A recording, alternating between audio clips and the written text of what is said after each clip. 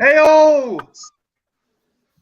I am the Trash Picture Show. This is the Gremlins live stream where myself and my good friends are going to be watching Gremlins. I am joined by the Soulless Trenchcoat, Mark's Monsters. Mark, have you abandoned the idea of Mad Men in your title now? Is it just Mark's Monsters, or what are you going to go with?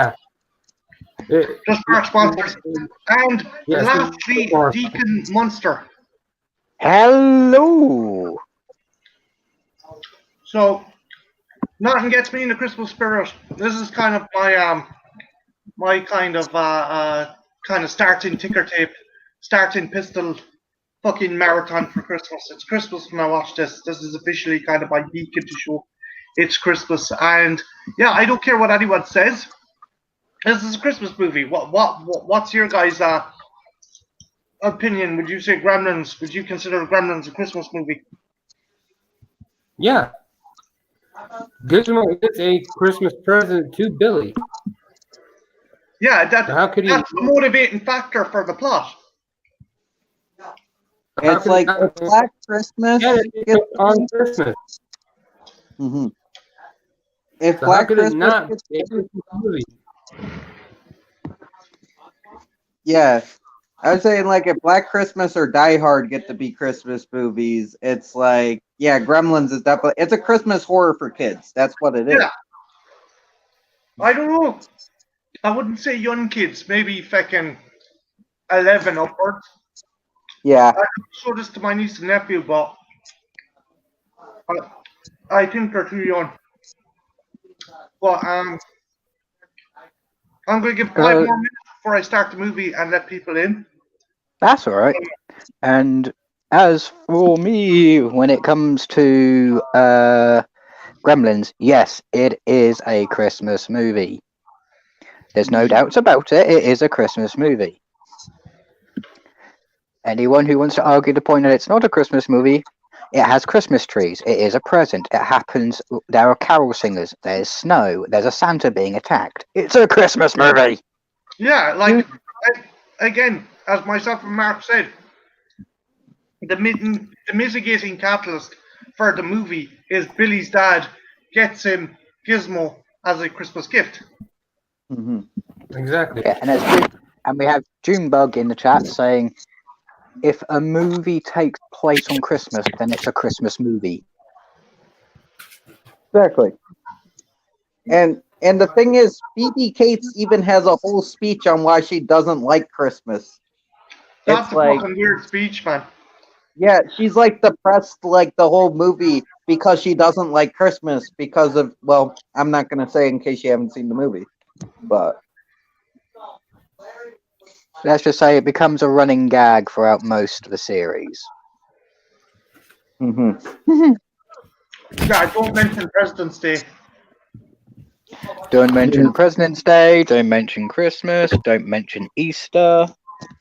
Yeah, this just has the whole fucking list of days that you can mention around her. Mm-hmm.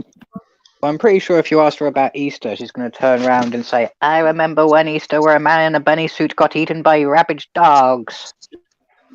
Mm-hmm.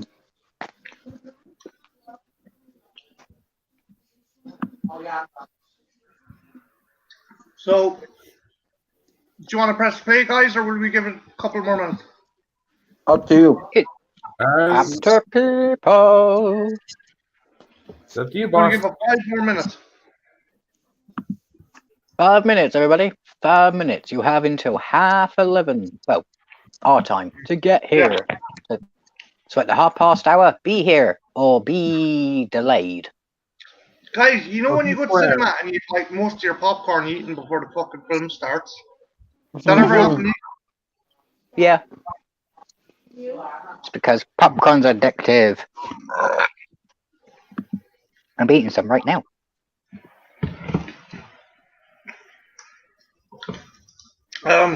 Foil bag or microwave? Gigantic popcorn tub. Mm. One that you get from the cinema. Nice.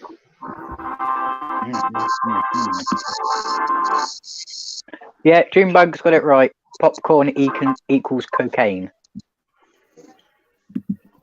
Half and half, yeah. Has someone started watching already? Not me. I'm I paused. paused mine.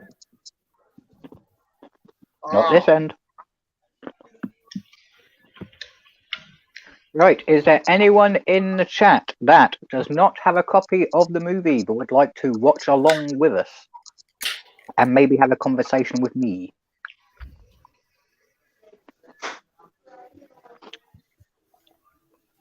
Well, if they went on your chat, we could hear them, right? We just couldn't see them. Possibly, yeah. Especially if I turn the microphone on.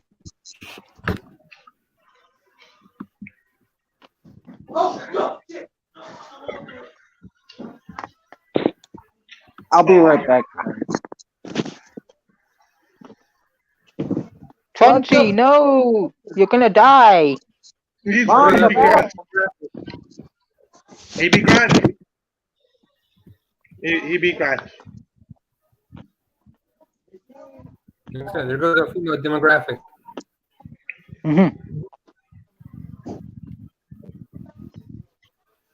I beta tape. Back, sorry.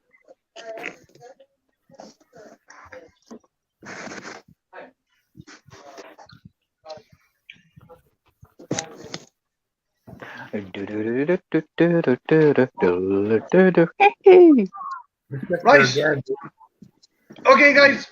We're going to press play in 5, 4, 3, 2, 1, go. Oh, shit. There we go.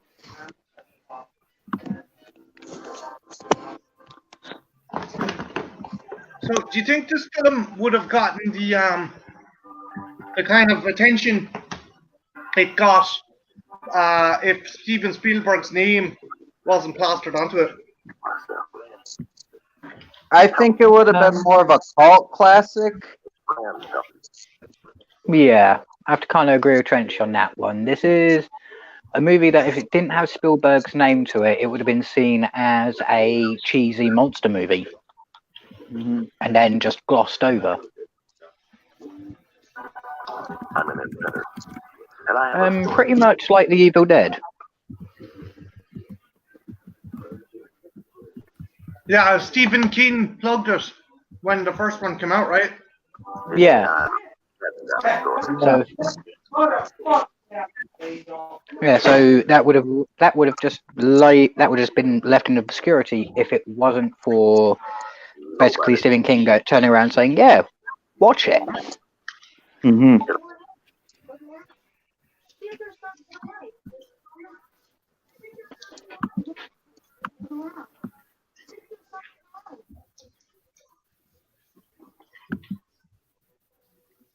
There we go. Hey, John. Hey, John. How was it, John?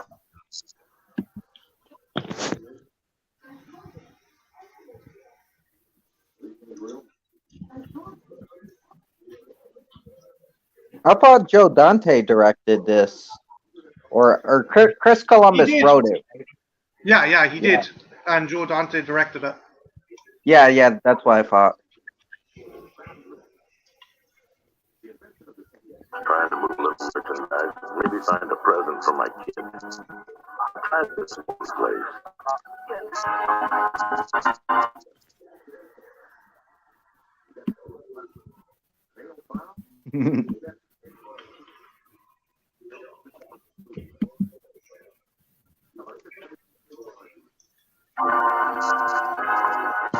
Hey, wait a minute. Someone having trouble with their copy? What's down here? No, It's your grandfather's. Not What's that I'm wrong, aware Frenchie? of. Wait, what? What's wrong? Oh, nothing. Deacon was asking if there was any problems with the copy. I said no. I might be slightly behind because it didn't start right away, but besides that, I'm good. Okay, no, I thought I'd check. We're all enjoying ourselves and eating snacks while watching a movie. Yay. Chill out time with ghoulish guys. Thanks, John.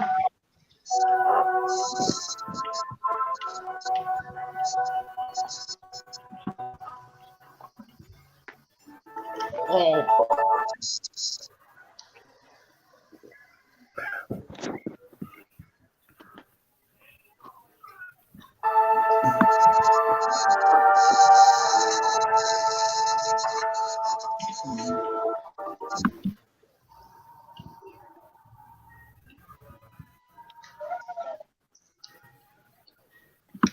Oh, Gizmo singing.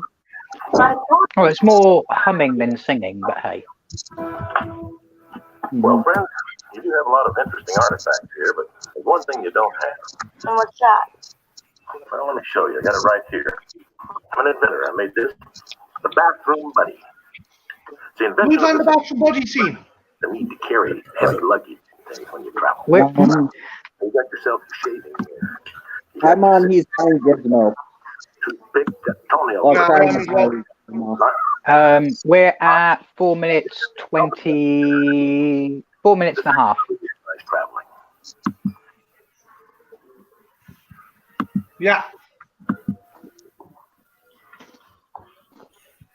Oh, am I ahead of you guys, or I don't know what's going on? No.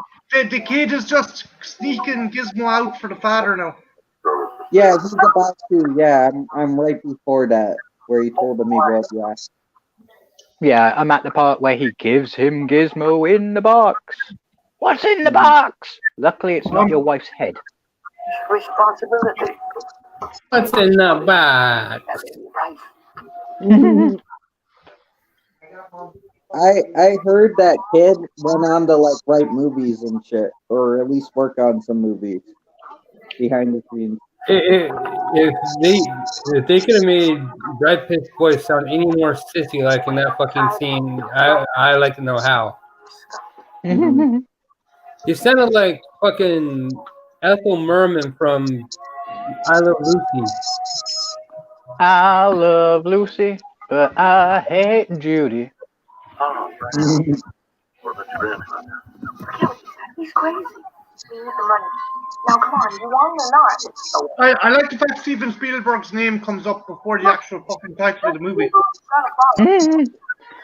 Well, he had to get it in there somewhere, didn't he? He hates bright lights, especially sunlight. It'll kill him. Let's keep him away from water. There's even Christmas music playing, saying Christmas. This is a Christmas movie. Never forget. No matter how much. Ooh, the kid who played the Chinese boy.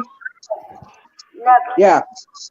Never. He hasn't done anything since 1987. Have a Merry Christmas. Oh shit. Damn.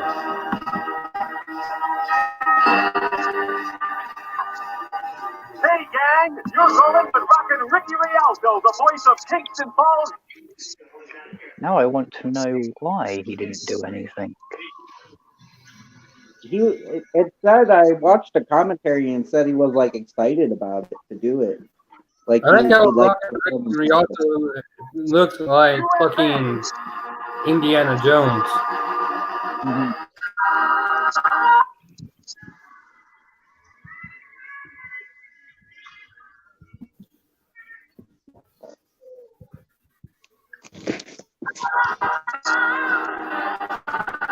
Okay, yeah, there's a reason why he didn't pursue acting. He's dead. No, he didn't die. Not back then. Oh shit, what happened?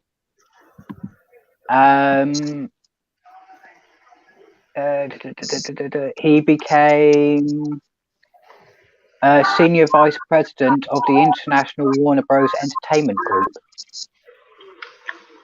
Oh, good for him. That's quite a fucking leap from a bit part in the movie to Basically running the company.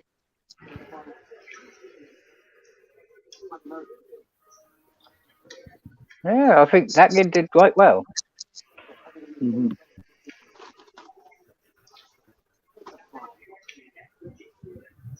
See, I was like trashed. I thought, okay, he hasn't done anything since '87. Does that mean he died? Let's check. No, he lived. He just became in charge of Warner. That would be I went to do it out and a fought much worse. make me more movies.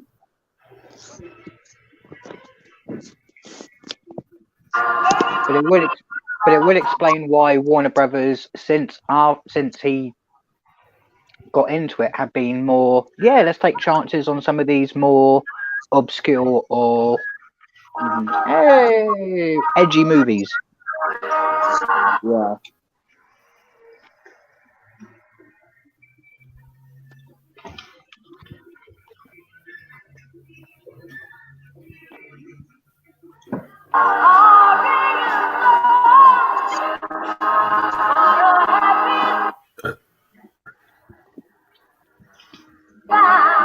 By the way, Martin, I finished both seasons of The Mandalorian. I haven't yet. I want to have a discussion about it, but I don't want to spoil it on anyone. So Just let me know. Is it actually worth watching? oh yeah, It's really good. In that it in that saves the case, franchise. I might have to give it a go because I haven't watched a single episode yet. I have to check it out too. Take that tree to Mr. Anderson. It was first couple Mark, are you up episodes, to date? huh?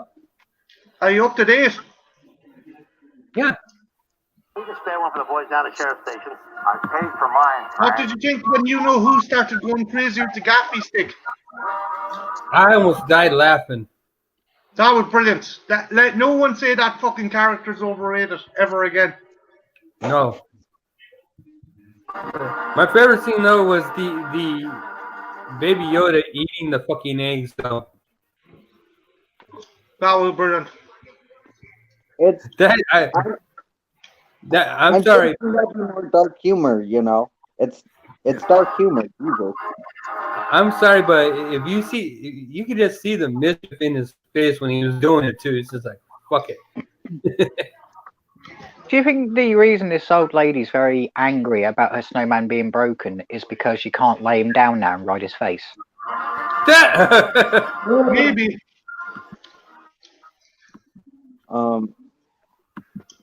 It's You know, weird. I have an alternative theory on how the snowman actually got broken. She had him in the electric chair, and that's how she was giving him a ride.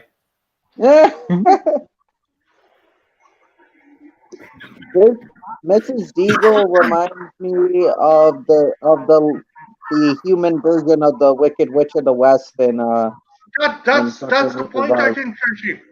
Even Yeah. when she's going after the dog, like. yeah. Yeah, Even she even Horseman. yeah, she's like a combination of the Wicked Witch of the West and Cruella de Vil. Yeah.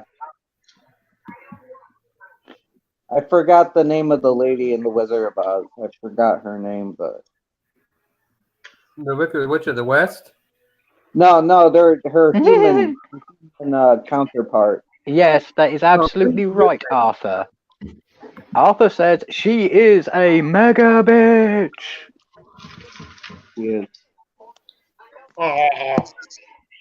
The counterpart to the Wicked Witch of the West would be Glinda, the Good Witch of the East. Yeah. No, I mean the human. You know how you had the people in the human world, and then you had the people in Oz. Oh yeah. You're one. There's like you're one on the bicycle who gets caught in the fucking tornado. Yeah. Yeah. I guess you And made that trick. I know Margaret Hamilton. I do know that. She's one of my favorites. But I'm trying to think of her name in the movie. You'll find American machinery doing that. Our stuff can take anything. See that plow? 15 years old. If you threatened to do that to my dog lady, you wouldn't make it home. Farm piece of crap you pick up these days. Yeah. That's a Kentucky harvester. Yeah. She's one of the That was characters. weird, all right. She's one of the characters I don't mind the Gremlins kind of wreaking havoc on. Yeah, because being a monster, I will turn around and say she wouldn't be able to pass any sewer grate without me trying to reach out and drag her into the abyss. Comic strips. Actually, you see if there's anything I was smiling, Jack. You can do what you want to humans, but don't do it to pets. See the way Judge Reinholds is in this movie, and he suddenly disappears. Yeah. He was supposed to actually have a very grim demise. He went hiding from the Gremlins in the vault cage, but the Gremlins actually closed the vault in on him, suffocating him to death. Ah, awesome. Wait, this chick at the bar? Originally, that was cut out with the dogs eating gremlin, the gremlin eating the dog, the gremlins eating the dog. Fucking Gizmo actually doesn't survive. He turns into Stripe, and the gremlins kill Billy's mother. It's probably better left the way it is. We're gonna have to see if we can see the dog at the end of the movie. Oh, the dog survives. The dog survives. Like, obviously, Billy's mother isn't killed. Gizmo doesn't change, and the dog survives. But they had a big segment of the vault scene filmed. But Spielberg was like, I want this to be a family movie, so we're going to cut out a lot of the more grimmer deaths. Yeah. Which is fair enough. I mean, I would happily show this to 10-year-old spawnlings. No, hell, my niece and nephew have seen this and they love it. And they're only 8 and 5. Yeah, I saw it when I was 8 too. Hey, the younger you can get them to watch it without them freaking out, the better. I like the trepidation about using all the father's inventions. It's like, oh, here we go. He's done this so many times. Like, Arthur's just put a parody song in my head.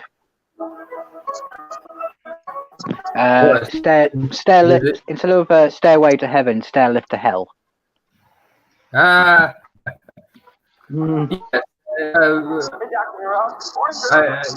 The best scene in this entire movie is when Mrs. Deal gets launched out the window. Yes. my favorite scene is where the mother discovers the hatched cocoons, and then the gremlins turn on the record player, and I don't know who it is. Maybe you can help me out here. But it's do you hear what I hear? Do you see what I see? Burl Ives. No, Bing Crosby. Excuse me. Bing Crosby, yeah. I love the department store fight. I and the bar. I think the bar and the department store are my two favorites. I think this entire movie is pretty much made of awesome. Yeah, it's Yeah, pure it gold. is. I agree. There have been many intimidate. Go ahead, Deacon. After you, Mark. No, after you, Mark. You. I was going to say, after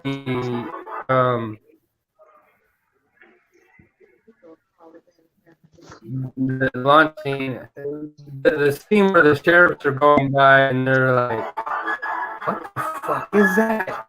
And they run the shit out of the Santa Claus. Yeah. Yeah, it's just one of those movies where there have been many, many imitators out there, but none of them have really reached this occult status. No. Would you rack Ghoulies up as a kind of copycat of this? No.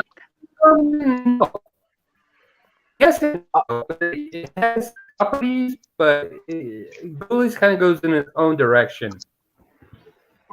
Yeah, I would have to say this is kind of like a one-off monster inside a movie, whereas with Ghoulies, you can tell they tried making puppets to be scary, so they were trying to do a little bit of the Gremlins thing, but it's more based in the Lovecraft mythos. Yes. Fun fact about the dog. That is the same dog from Pumpkinhead. Ooh. That dog gets about. Yeah, his name's Marshmallow, and he was in Pumpkinhead and Gremlins. I don't know what else he was in. Oh, Marshmallow, do you hear that? You're probably the only dog that survived 2 movies with a killer monster. Mhm.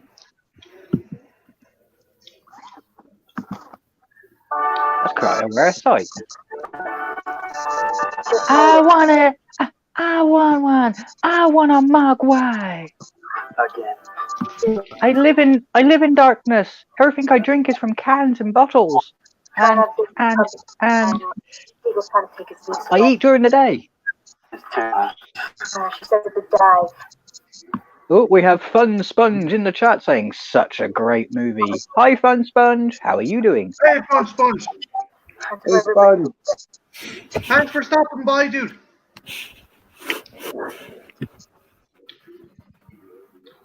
It's quite cool. Deacon We're watching. Fun Sponge is a neighbour of ours. He's from Scotland. Ah, yeah. I haven't chatted to him yet, but I've seen him on Sadie's Discord. Sadie, yeah. He sound out.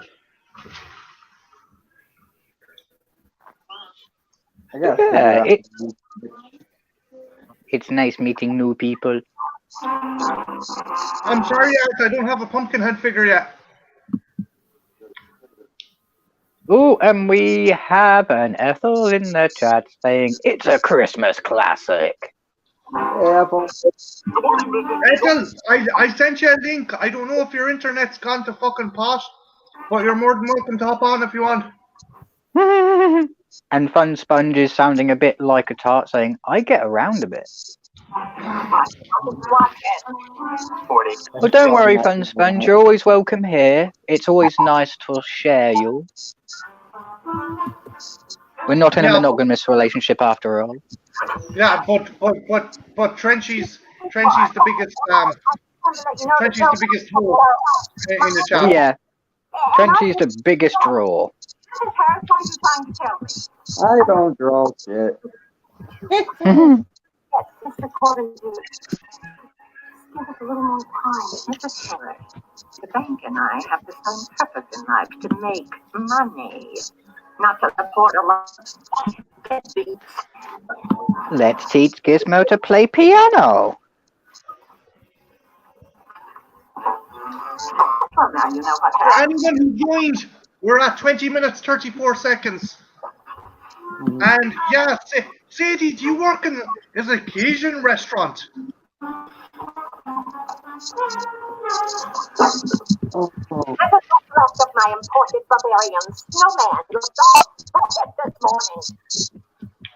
Oh, I'm terribly sorry. Sounds like she's from Alabama, eating gator and frog. R.I.P. Kermit. Rest in peace, Kermit. This is why Miss Piggy wanted you all along. Hey, Deacon. Yeah. What's green and smells of pork? Miss Piggy's vagina.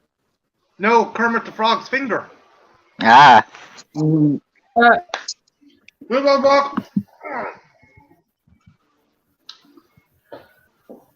What's crazy about it is the puppet still looks decently real. Like you can tell, but at the same time, it's very believable. Yeah. Well, when it came to Gizmo and stuff like that, it was basically a complete animatronic robot covered in fur that was being puppeted by quite a few people.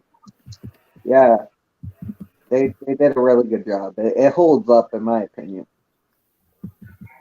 Oh, seeing as the chat are chatting about Miss Piggy and Kermit, here's a question for the chat, not for the stream, but for the chat. Let them argue amongst themselves. Is Miss Piggy guilty of domestic abuse because she keeps on beating up Kermit and then trying to sexually molest him? What is that dog doing in here? Oh. Next door? God, I kind of want to jump in on the convo now. I'll keep my silence though. But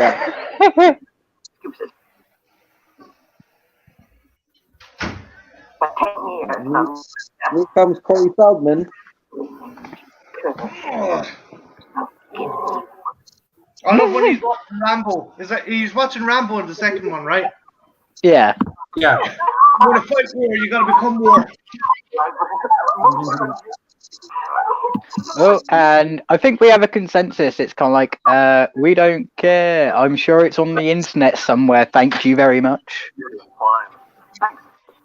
Hello, Elfie. I will be right back. My doggo wants to go outside. Hey, Kenny! Do you want to jump on, or are you okay there in chat? Hey, Kelly. I love how Junebug said fucking Kermit is Johnny Depp and Amber Heard is Miss Piggy. Jesus.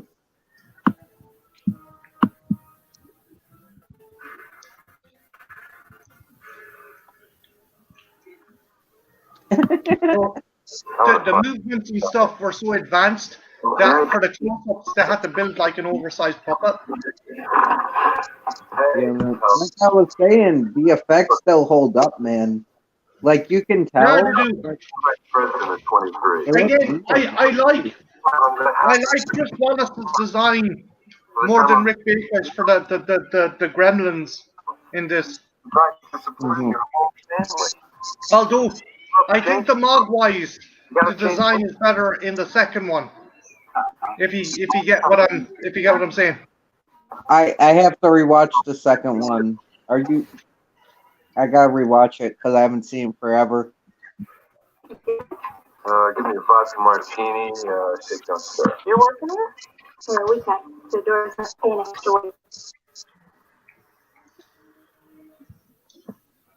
It's a triple. Great. Yeah, that's true as well. So trouble with the triple. Two more rounds for the pool table and they're all on the house. Okay. Hey, Kate, you haven't seen my new apartment. I haven't seen your old apartment. Come on, we're talking cable. Can we have dinner tomorrow night? I'm working. Why don't you Ooh, come? nice. You can't dock your pay. Fun Sponge, was it one of Chris Wallace's ones or was it one of Rick Baker's ones? Oh shit!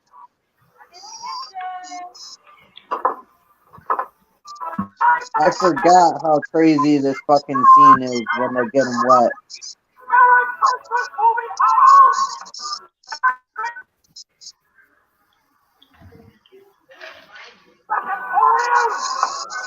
Looks like the poor dude's having a seizure.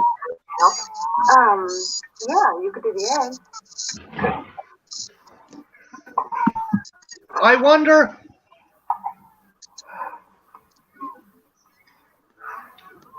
I wonder who wrote the book of love. I wonder. No. I wonder would the animated series that's coming out explain why Gizmo is kind of very kind of docile and any of the other ones that spawn out of them are always kind of vicious. Well, I feel like that's why they told him don't get him wet, because if you get, like, if he just multiplied, I don't think it'd be a problem. But since it's like they're evil duplicates. How was your day? It's interesting. Lads, I'm actually fucking shocked. I thought I wouldn't fucking finish it. We'll call again this afternoon. Yes. My fucking ice bucket of popcorn is gone already. Fuck. We're totally into the movie, man. Hey, Sasha. Sasha. Oh,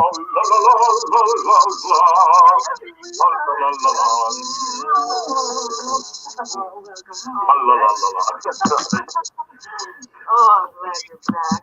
How was the trip? It was great. Yeah, the American company has a kitchen companion. They just might be interested in the bathroom buddy. Oh, great. I'll be back. What is it, my cake? No, don't take it. We're going to have to open it now. We'll wait till Christmas. The puppy. Yeah, it is. I can tell. It's in the car.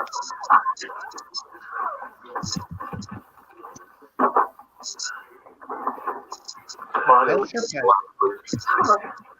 Dim the lights. That was it to glow in the dark. It's important. Ethel has a point. Every time a Mogwai gets multiplied, they get less and less domesticated. It's like making a copy of a copy. Oh yeah, very true.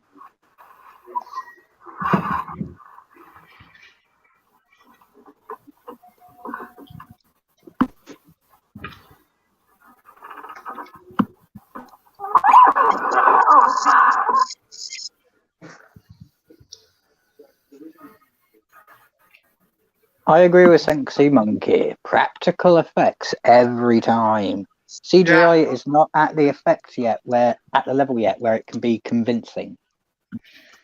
I agree. I like CGI, but I do prefer practical. Come on, Johnny. I mean, just look at what they did to the Thing prequel. The practical effects on that thing, when you see the unedited shots behind the scenes, stuff like that, awesome, fantastic. Then they covered it all in CGI. Yeah. Deacon, they even had the original creature from the John W. Campbell novel, the three-eyed blue alien thing at the end. That's what Mary Elizabeth Winstead was supposed to kill. But they covered it over with this kind of pixel effect. It was weird. It was pointless. They ruined really good effects with a pointless thing. They did the same with Star Wars. They went and took something that was perfectly fine and just spit a bunch of CG on it. And it's like, that's not what we wanted to see. We want to see Star Wars the way it was when it came out. Yeah. That's why we love it. Give me traditional Star Wars. Don't give me this updated CGI'd bullshit.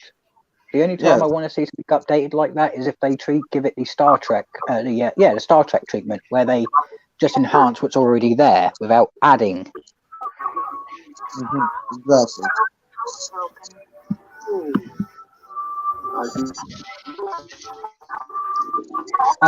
To explain Art in the chat, who's going, they were evil before they ate things. Technically, according to the mythology in Chinese and Japanese folklore, to a being that is close to a gremlin, they are essentially ill-tempered, ill-mannered, evil.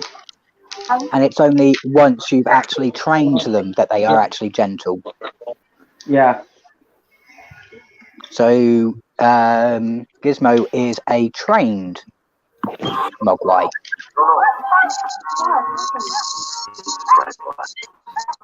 There's some things I forgot to tell you guys, and they're really important.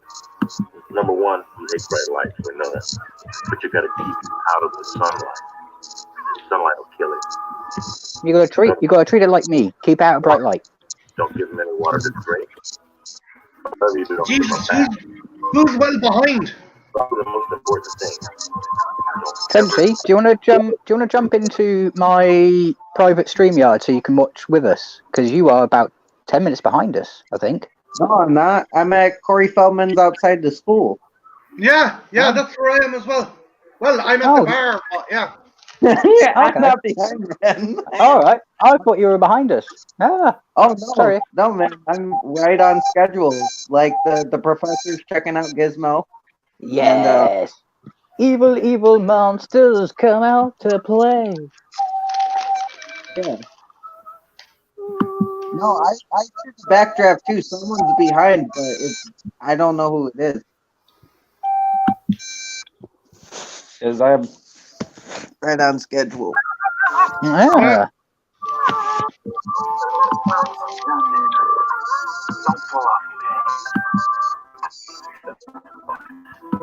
Sexy Monkeys just said, I saw Gremlins when I was 8 or 9. It scared me, but I really like it too. Yeah, it's one of those good movies.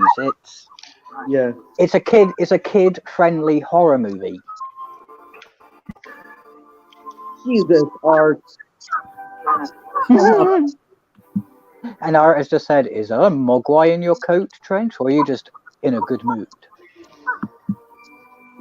Well, it's not a Mogwai, but it is something small and furry.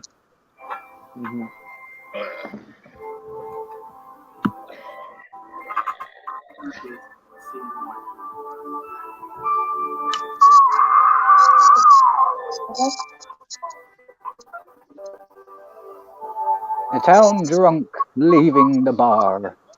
Ah, Dick Miller, pure gold. Yes, I love Dick Miller, man. May he live in our memories forever.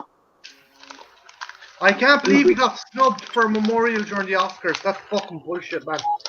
Yeah. Him Yeah. and your one, he was in The Creature from the Black Lagoon. This guy has been in pretty much every single creature movie you can think of. He's even been in Star Trek, for God's sakes. Yeah. Yeah. Small Soldier, man. Terminator.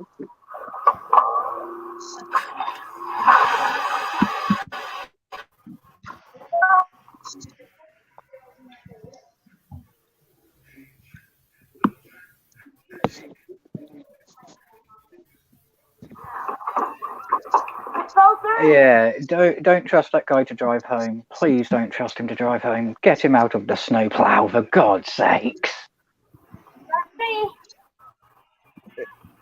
I love it, but I also find it crazy he shows back up in the sequel. Like, he survived. Yeah. It's like, how the fuck did he survive? Yeah. Because last time we saw him, he was being chased by a combine harvester.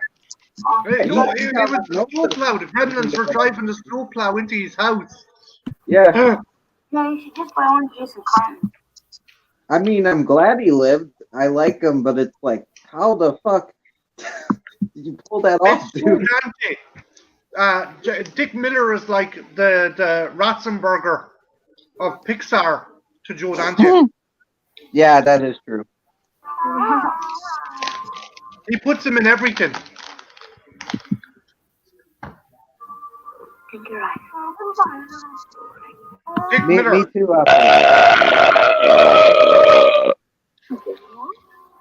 AKA Pardon Murray me. Futterman.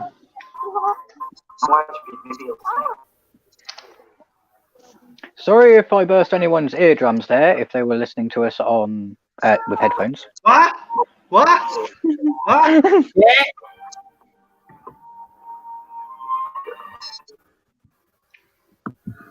This guy probably had trouble hearing you. He was just like, what? What? What you saying? Come here, youngin'.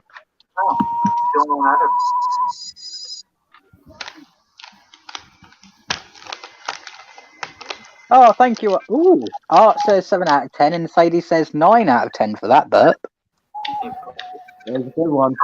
I think it could have been a bit more gross. But hey.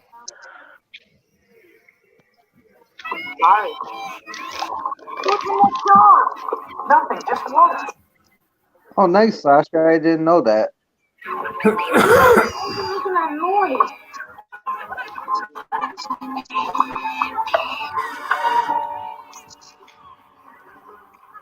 What is it? I don't know. Yeah, someone's at the part where the Gremlins, where Gizmo gets covered in water.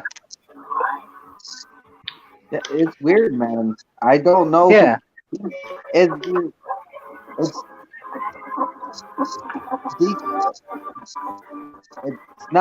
it's not Mark, right? Mark, you're not behind? I'm not behind. I'm still where Billy is, where Corey Feldman is. Just came into the kitchen. It's like, you guys should just buy out your own shit out, like everybody else. Oh, we're at the part where, like, I think the professor's about to give the gremlin an injection. Yeah. Yeah, It's no biggie, Mark. Don't worry about it, dude. Just what we checked. No, it's perfectly fine, We'll all catch up in the end. Okay, it's grand. Don't worry. I'm probably not even in sync with Trenchy. I'm at the part where Billy just get the extra Mogwai chicken. Ah, yeah. I'm slightly behind you. Shit. We're all. I'm at the part where you just saw Invasion of the Body Snatchers egg hatch on TV. I'm with Deacon now. Yeah, I'm on Deacon. You're on me? Oh, you kinky bastard. Guys, let me know. Trenchy.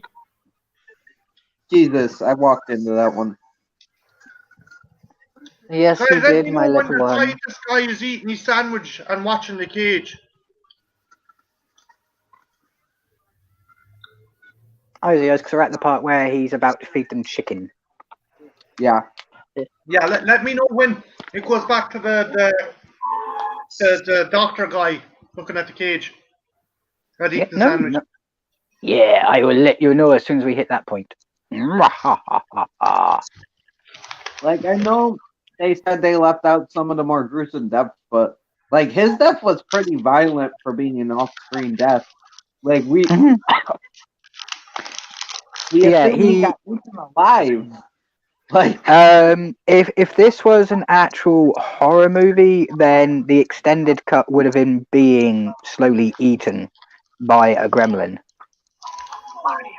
I actually prefer it the way it is. It's like it's Oh, pretty brutal. man, that's gonna be a mess. I saw some funny shit, and I hope it does happen. Logan Paul What? Thyssen is murderized. Poor dog. Another minute. No, he has agreed to fight Floyd Money Mayweather. A sandwich. let him We're at fight sandwich. Floyd We're at Mayweather. sandwich. We're at sandwich. Okay, Yeah, thank you. we're there. Thanks, cool. I find it strange. Our call sign was, "We're at the sandwich. We found the sandwich." Fucking TV language. Only one sandwich. That boy looks like a fucking prick. He looks like an evil, cunning bastard. Who, the one that just stole the sandwich? Yeah. Oh, my copy is skipping, and I just bought it. This is bullshit. Dude, turn your. What? I'm gonna send. Do you need the link, dude, so you can join us so it doesn't skip? I don't know. I think it stopped, but it was weird because when it grabbed the sandwich, it paused, and now I'm at the pods. We can talk about it. Oh, yeah, Yeah. no, that's all right. That happened with my copy as well. I think it's just really bad editing, Trenchy. It's just Yeah. really shitty cut. Yeah, it goes to blackness and then pods in the box. Yeah, it looked like it was skipping. I was like, what the fuck? What? Because it like kind of paused on the sandwich for a couple seconds. That's Oh, just no. a bad cut. I've seen it happen before. Yeah, Okay, that's just. okay. I've done that before when editing videos. It's just where they haven't connected both frames close enough. Right. I was about to be so fucking pissed. And Ethel has a point. Off-screen deaths are sometimes better because the imagination can be more graphic than the special effects.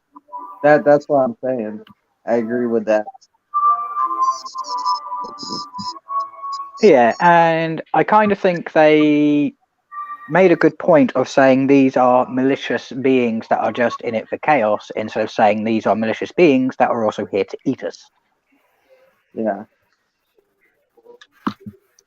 Like, I wish they would have like maybe altered that, like the death of like what Marty was saying of the asshole in the beginning, because I feel like they built him up so much and then he just disappears, and that's like the only thing, maybe like make his like death a little bit off screen or something. Yeah. Well, I think what would have been nice is if you see him walk into the bank vault, and instead of the gremlins closing the bank vault, they follow him in, so now he's trapped with them. Yeah. And then it just cuts away. There is another theory as well. There's a scene that Billy goes back to the bank and your man is screaming, but because he treated Billy like shit, Billy's like, I'm not fucking opening that front door. Yeah, I ain't opening that. I don't know what's in there. Could be gremlins upon gremlins. Oh, no. Deacon, that's the thing. The guys were like, well, one, it's fairly gory, and two, it kind of portrays Billy as a shithead that he just doesn't know about. Yeah, they He try wasn't and him. make. Yeah, in this movie and in the second one, they do try to portray Billy as the goody two shoes. Yeah. Yeah. I love that time traveler gag they put in there where they get the guy with the old fashioned time machine and they go, Trenchy, did you they go, spot Spielberg in the tricycle yoke? no, I don't think I did. I'm usually distracted by the time travel gigs. I'll have to rewatch. They even had quite famous robots and stuff like that in there. So yeah, it's a nice little scene. You can play spot the nod or Yeah, the man. homage. I just love it. It's cut back and the ground is like black and the guy's like, where'd he go? Where? Huh? Remember me, don't you? When I got Oh, the bitch is back. Yay.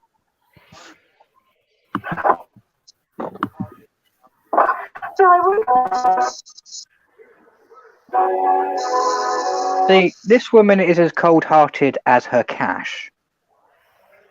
She's the spinster. She's the archetypal spinster. Is someone ahead? I don't know. I'm at. I'll just show you what I'm at. Like, and now I'm at that. Are you in the school? Yeah, in the school. Yeah, I'm in the. No, I'm where they're coming out of the pods, man. Okay, well, you're just slight ahead. You're a tad ahead. Don't worry. Yeah, Just, dude, this is so good special effects. Like, just brilliant shit. oh, he dropped his beer. hey there, come here. Don't be Just afraid. There's no reason to be. Oh, disgusting. now I see a pulsating egg. So beautiful, man. It's so Yeah. beautiful, disgusting. Love it. So well done. Hello. In the there. Come. And you don't. There's two kind of things with Alien. The shape of the cocoons is like the alien egg, and you don't see the fuckers for a long time. Blood test, are you? Yeah. Well, when they emerge from the eggs. Think about let me see you. I just wanna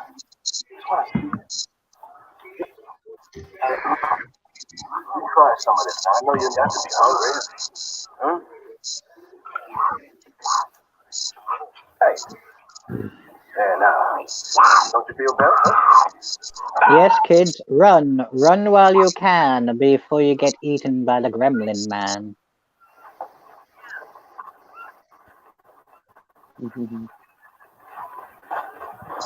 Yeah, actually, that's a good point, Sasha. Sasha pointed out that myself and yourself are kind of fairly in sync, Deacon, because the PAL and the NTSC speeds are different. Oh, Maybe. I don't know anything about that. Maybe I've got an American version playing. Oh.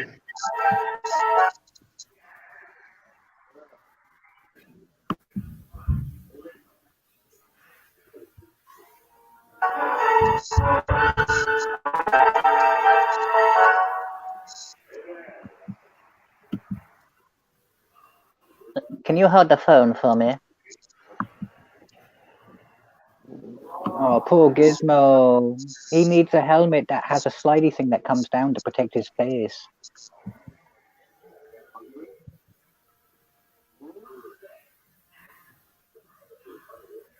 See, this teacher needs the music School's Out to play while he's being slowly terrorized.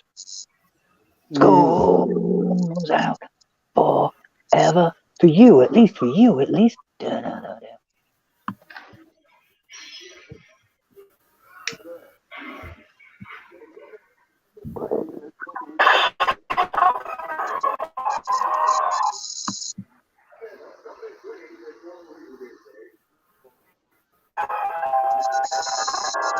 Yeah. Wow. He's drunk. Fucking drunk.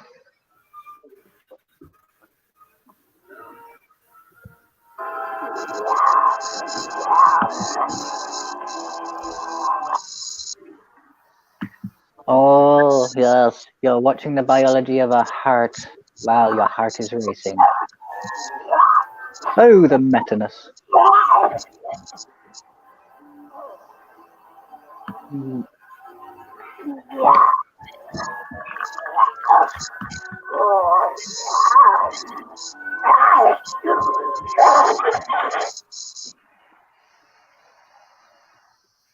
Do you want a candy bar? I Hey, just TK, you know realised. you're a gremlin. Do you have a stand for him, like a foot plug stand to make him stand, or does he stand all No, right in his own? he stands alright on his own. I find my guy a bit top heavy. My guy seems to be quite well balanced. I've currently got him on both rear legs and using one paw for stability, and that's it. He's currently holding a microphone.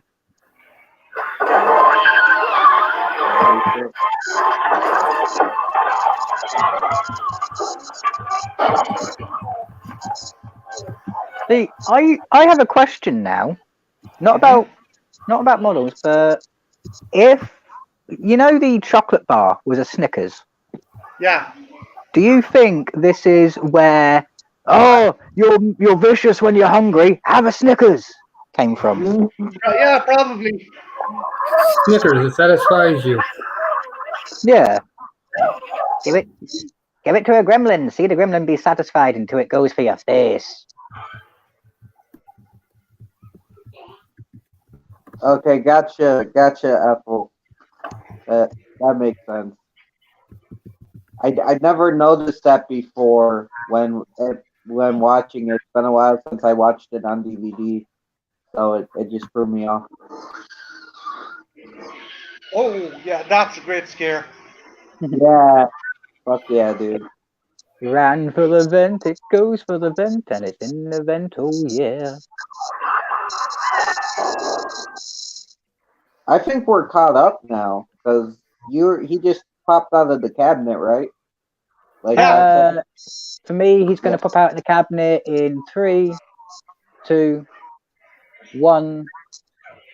Cabinet. Yep. Yeah. My favorite scene's coming up. Yes, I'm here too. He's grabbing the knife, dude. The one question I have is, how does a vent lead to the back of a medicine cabinet? Oh.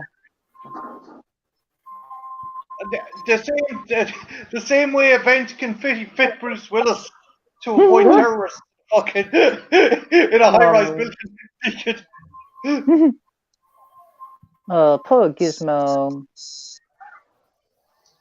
The mom is badass, man.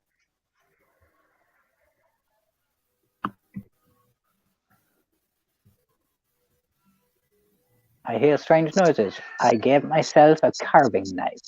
Good call. Very good call.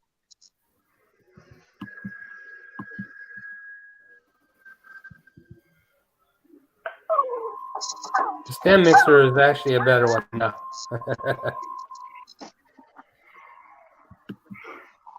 No, poor Gizmo. Phone home caca. I never got that before. That's funny. This is the best fucking, honest to God, for atmosphere. This. Yeah, man. Yeah, just seeing the eggs hatched open and no sign of what came out. Dude, just the music, the tension, it builds up tension really good. Yeah, and it shows how smart the gremlins are because they realise to take out the phone. Yeah.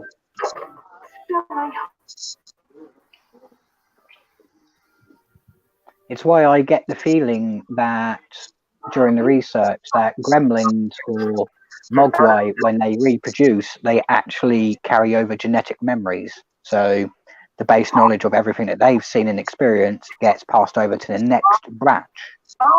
Right. I believe that too. Plus, they're just technically savvy. They could take down any technology if they wanted to. Yeah.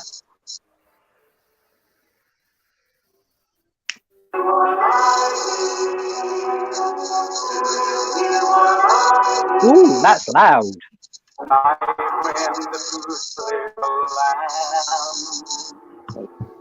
You see what I see. Way up. Yeah, I prefer Chris Wallace's design to 1 and 2. You prefer 2? No. I prefer Chris Wallace's design of the Gremlins in this one to the ones from 2.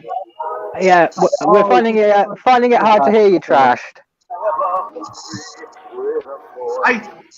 Here, hang on. I'm finding it hard. Oh, okay. Sorry. No, I prefer Chris Wallace's designs to the designs in part 2. Oh, I yeah. agree.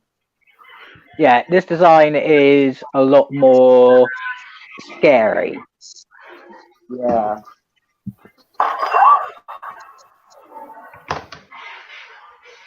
Get him! Fuck yeah! Fuck yeah! Oh, microwave scene!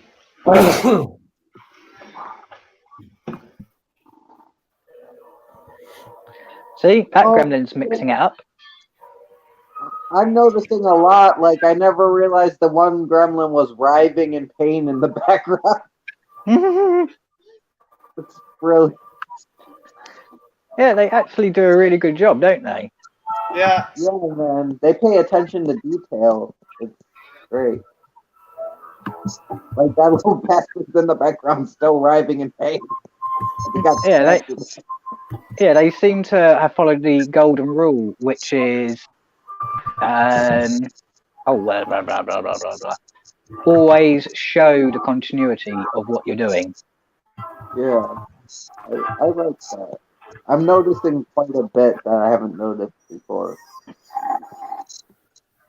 Yeah, the bat gremlin and the spider gremlin were the coolest. Oh yeah. But I still think Wallace's designs are kind of like superior. Mm-hmm. Oh, here's another favorite bit: the fact one of them is camouflaged in a tree, and his eyes look like Christmas lights. I thought that was fucking awesome as well. It's like E.T. in the teddy bears. Yeah.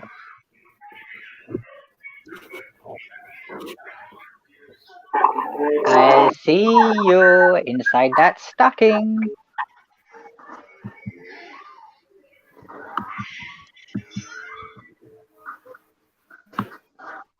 Oh shit.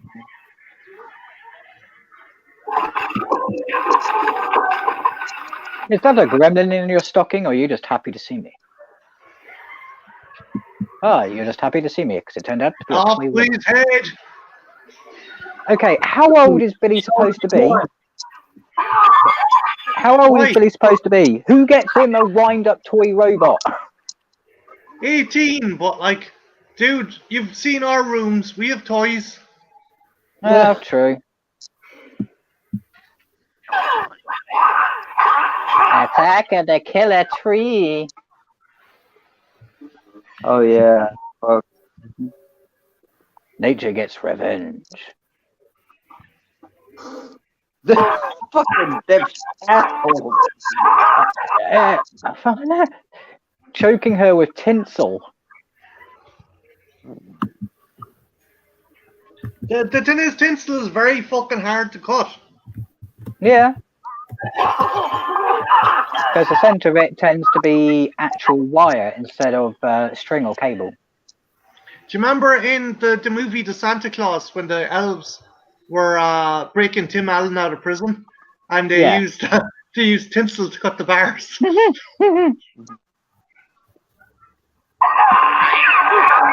See, I know it's going to sound weird, but if anyone could point me in a direction of someplace that makes a glowing lamp that is basically a gremlin head in a fireplace, I would buy it. Oh yeah, man. Do you know what you could do, Deacon? You could make a mold of your gremlin and make a plaster cast mold, then fill it up with a clear kind of polymer, and then crack it open, and then put a light into it. Possibly, yeah. I think that would be something more your avenue because you're getting a fireplace after New Year's. Me? Yeah, I'm sending you a fireplace after New Year's. Oh yeah. No, dude, keep the fireplace if you want to try that. No, dude, you are the one who knows what you're doing and you actually use your figures quite a lot, whereas I just put my own out for display. I appreciate that, dude. I'm definitely going to send you something in recompense. You're giving me the boglins, dude, so don't worry.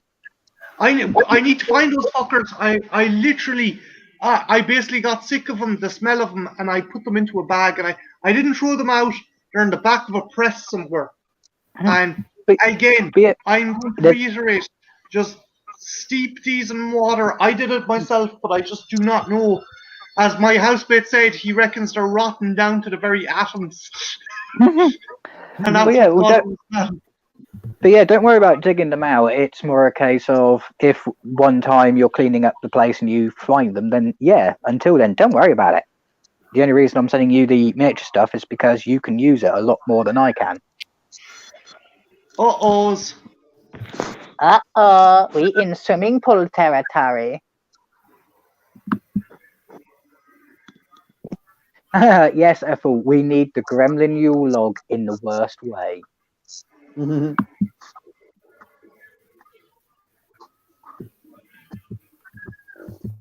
And the reason the swimming pool scene is so bad, and not bad as in badly filmed, but bad as in, oh shit, the world is fucked as we know it, is because it sets a standard. Gremlins can get wet by any water, whether it be fresh water, chlorinated water, dirty water, or salt water. Yeah. I'm wondering, would the gremlins, as they were multiplying, would they absorb the water? Because the fact remains, like, that if they keep on multiplying inside in that water, like, what's to stop them kind of infinitely multiplying? So surely the water, they would absorb the water, dry up the water. By the looks of it, as we're watching it, it appears to be a chemical thermal reaction where they are reproducing in the water but causing heat, thus evaporating the water. Okay. So there is a limited amount that you could get from a single source, but it's still a deadly thought. Can you imagine dropping a gremlin in the middle of the Atlantic Ocean? Oh, good lord.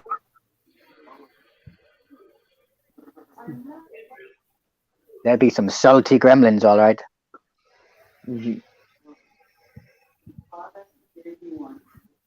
I like this. People say it's aged, but I like the stop motion army of gremlins just bombing down the fucking street. And one of them is just hopping away like a fucking loon. Yeah. It's an awesome scene. Planet Mogwai. Planet Mogwai, where all humans are played with. I like the Buttermans. I like the fact they weren't killed. I know it makes no sense, but I genuinely like them. I like Murray. He's like fucking, and he's the one who gets it right. He's rant about how the gremlins get into technology and fuck things up. Yeah. Like he's obviously, like, Deacon, you could probably like collaborate this. Like, his character was either a World War II or Korean war vet, and he probably served in a unit that worked with tanks or B-52s or something. 1980s, he's about 50, so Vietnam. Yeah. He brings up World War II, but yeah, that I could see him in Vietnam. Well, he could. Deacon, could he be old enough to have served in World War II? He could have. At that time, he would have been, if he enlisted in his early 20s, then he would Yeah. now, well, at the time Or of even filming, even Korea. Korea was the end of the 50s, right? yeah, so 50s up until then, that gives you about 50 years old. If he was in the Second World War, you've got to add 20 onto that, so he would have been well into his 70s or 80s. Hmm. That's a creepy ass Santa decoration they just showed. Yeah, That I was like the fact he's just freaking out before he's quote unquote squished or nearly squished.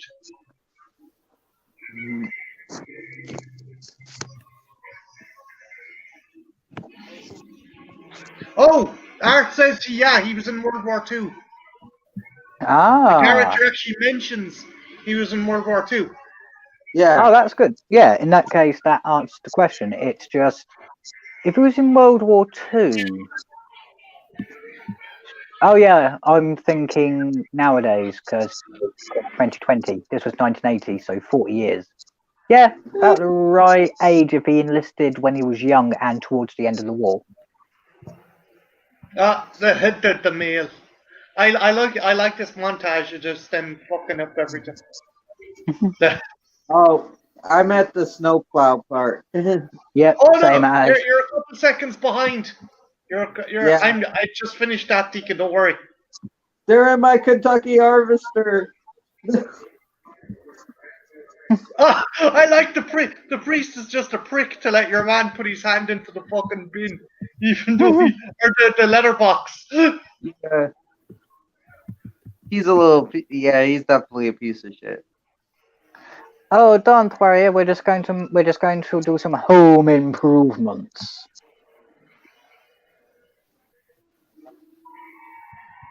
I like Evil the old littlings. movie.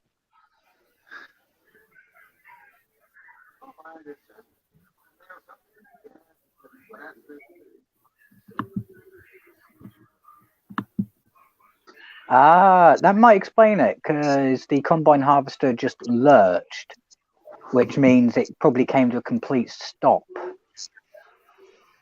So they were probably saved just in the nick of time. I'm now at the priest part. Yeah, this priest is a dick. It's like, yeah, put your mail in there. Yeah, it's kind of like, hello, father. Please don't. I've just seen something in that mailbox. Don't put your hand in there. Don't say anything like that.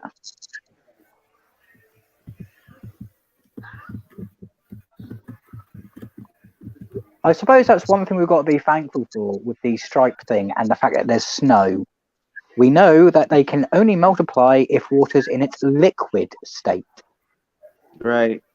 Do you think they could multiply by like juice or soda or any type of liquid as long as it's wet? I think it has to be I think it has to be water. It can be water that's contaminated, but it has to be H2O, not fizzy drink, not alcohol, not wine. Oh yeah, because they drinking alcohol in the bar. Yeah, because otherwise we'll have a bunch of pest gremlins all over the place. Yeah, because that is true. He didn't multiply when he drank in the bar. Oh, can you imagine a bunch of gremlin-sized Barney Gumballs? That Jesus. Yeah, I think that's the most terrifying thought of all.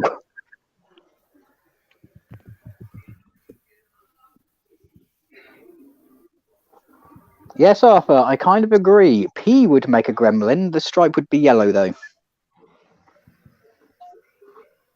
Because as long as it's water, and urine is pretty much just water with minor contaminants. Oh, the poor cat. Even though the cat looks faker than the gremlins themselves. Like, is that like...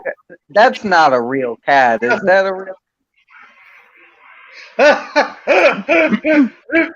I like the fact they're wearing ear warmers, but they can't actually cover their fucking ears. I'm at the part where they are just about to terrorize the witch. Like the other cats look real, but that one cat looked fake. Like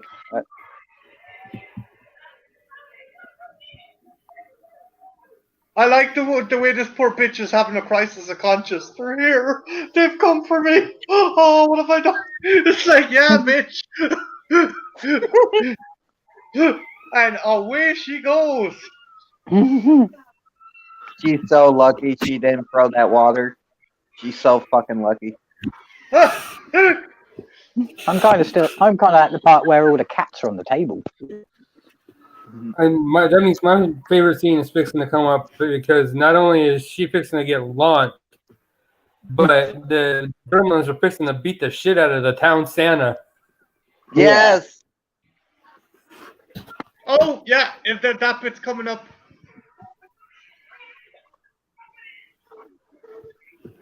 Fuck you. Jesus Christ, that Frank States. He does that every year. What the hell is he doing this year?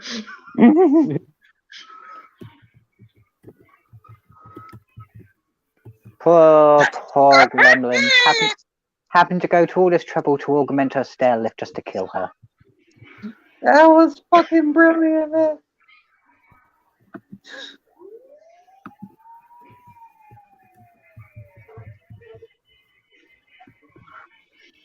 Oh, if you're gonna have a heart attack, lady, just have a heart attack. Do you know what I like about the Gremlins? It's just like, they don't care if you're good or evil. They'll just fuck with you either way. Yeah, They don't. If they were D&D characters, they would be neutral evil all the way. Yeah.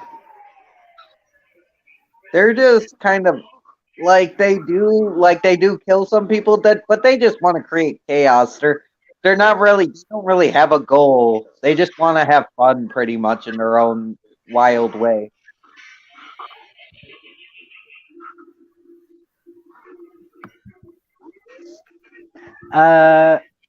For Art's comment in the chat, he's gone, so it's a thing the old people know. Snowplow Guy and Evil Woman know about Gremlins. Neither of them seem surprised to see them. I'd say it's just generic superstition art. Like, wives' tales and stuff. Yeah, I think it's along the lines of with the old guy, he was raised on the idea of gremlins during the war, and the lady, the witch, she's in a Christian town and she's been brought up on the belief of demonic imps. Yeah, she thinks it's fucking Satan come together. Yeah. Be right back, guys. Not a problem. In Dick Miller's case, the thing is that, well, it was actually a folk tale in real life that there would be that the enemy, the Nazis would put gremlins in your machines, like he was saying. That was a real thing that they thought was going on. And if he was in World War II, then yeah, he would totally believe in that shit. Yeah, and gremlins are still kind of like a urban myth in military style organizations nowadays. So it didn't. Oh, you go, Deacon. My bad. No, after you, dude. No, I was gonna say if your materials suddenly malfunctioned or were sabotaged, they'd be like, oh, they put a gremlin in it, Yeah, Ethel's got a point in the chat. Basically, to sum it up, it's back in the 30s and 40s. Gremlins is a reference to mechanical issues. Mm-hmm. Exactly. Whereas, that is a thing that they became prevalent for, and it's still used nowadays. But before then, gremlins did kind of exist. They didn't have exact same name, but you've got two types. One that's from a UFO encounter about little green men, and the other one is an Oriental myth about creatures that come out at night, are quite ravenous, but look cute and fluffy to begin with. Oh, yeah. I love how this dude keeps trying to sell his random inventions, and they keep going awry. Here, buy this smokeless ashtray. It's like, yeah, smokeless my ass. It's a smoke machine that uses tobacco to run.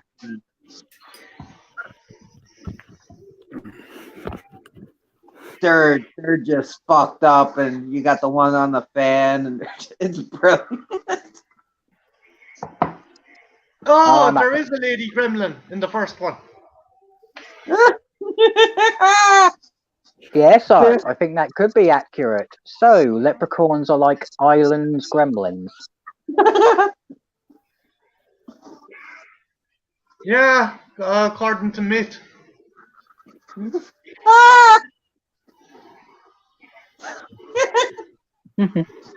More beer, more cigarettes, more hats, more hats. Fucking Flasher Gremlin. That fucking. Oh, he appears in the second one as well. Yeah. Yeah, I gotta watch the second one again, definitely. Yeah, I'm currently at the bit where they are all in the bar. It's kind of like, oh yeah, good Yeah, scene. the fucking one Your dressed up as a your monkey. man pissing off the Humphrey Bogart gremlin with the puppets.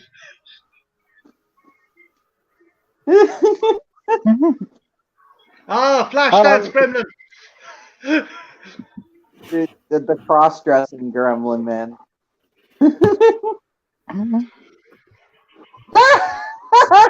This is great. This is like Gremlins playing arcade games, just like yeah. This is one of my favorite scenes, if not my favorite. Fucking jazz gremlin over here. The skip boobity butt. Fucking cool. I've seen pubs like this. This is nothing new for this country. Yeah, this has to be said. There are pubs like this out there, if you know where to look.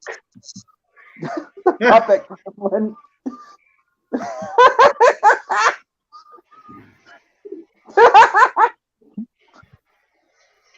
Oh, the French noir gremlin.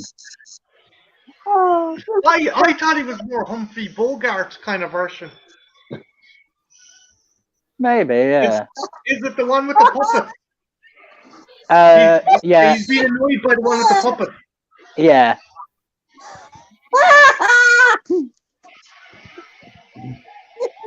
The one with the puppet reminds me of Pee Wee Herman. Yeah. Oh, one went straight into the jukebox. Oh my god. The gremlin with the revolver and the ski mask get till his fucking priceless. Yeah, man.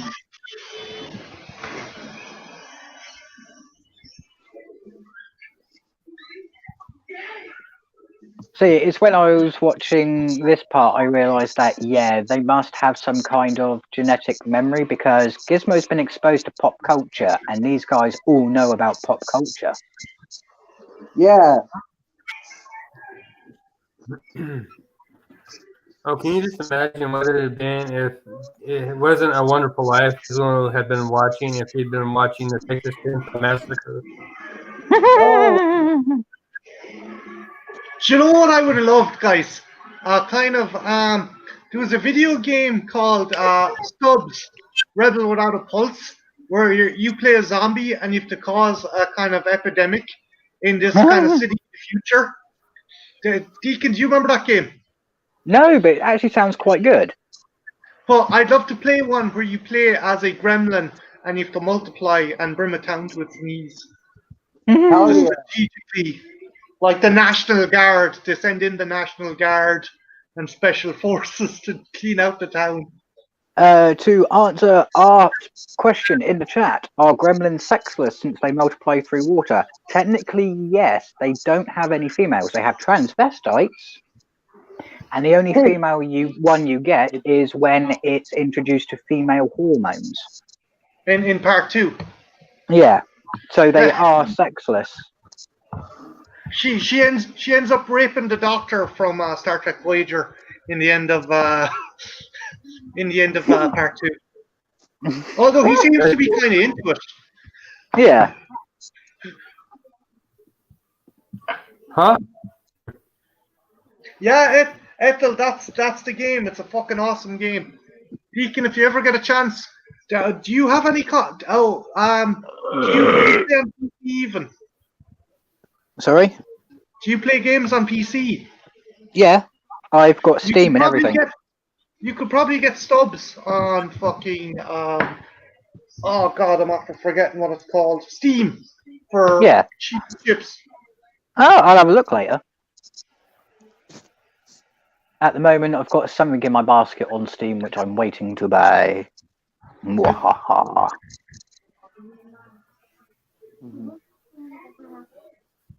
Oh, the Gremlins have ransacked basically everything. It's all been destroyed. It looks like a frat party gone wrong, or extremely well.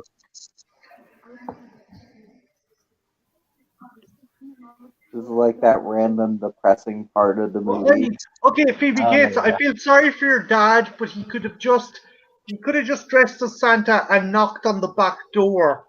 When you're climbing down an actual fucking chimney, which I don't know how you'd be fucking able to.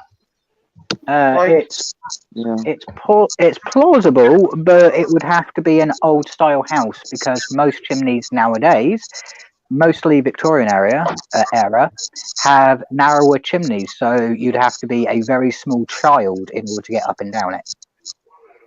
hence the traditional chimney sweeps from Victorian and Georgian era were kids. Yeah. So Sorry, go on, Deacon. no, it's all right. No, just Ethel pointed out if you're interested, it's going from somewhere between $4 to $8 on Steam, whatever Ooh. that translates into sterling. About £2 to £4. So I might have to give it a go. I'll add it to my basket because I'm gonna try and save into the January sales and see if I can get stuff cheaper. Yeah, this is depressing. Like,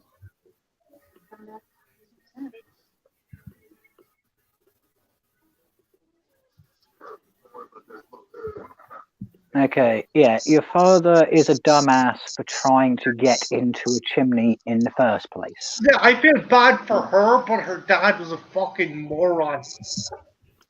Yeah. Yeah, I had to agree with that sentimentality. What kind of fucking idiot tries to pull and climb down a fucking chimney? yeah. I Just get go to the back door. Just go to the fucking back door. Whatever happened to just putting presents under the fucking tree? Well, like a normal person. yeah, I mean, if you're going to do the whole Santa thing, the best one that I've seen, and this was something one of my parents did when I was very, very, very young, was they got a pair of boots, coated them in soot, and just put some little footprints coming from the fireplace. That was it. Yeah. Or dude, you could have even came through the front door and been like, I wanted to see you personally or some shit, you know? Yeah. You could have played it off. Kids don't give a fuck. I wonder how much they have to pay Disney to use this clip. Oh yeah, man. I hope. That's coming up, isn't it? Yeah. Yeah. Down. You furry bitch. Lay down. Like, dude, I do get why she hates Christmas though, and I do kind of agree. It's every fucking holiday. But Not just it's like, Christmas. yeah. She hates New Year, fucking Chipmunk Day, fucking Alvin's birthday. She hates it all. Is there like a cartoon or something? I know the sequel She Hates New Year's, but I gotta.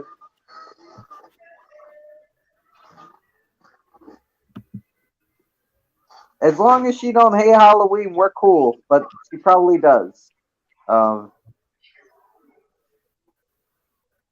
to answer Ethel and Art's question, yeah, it has happened in real life. The problem is the fireplaces in which these have taken place are usually very wide ones.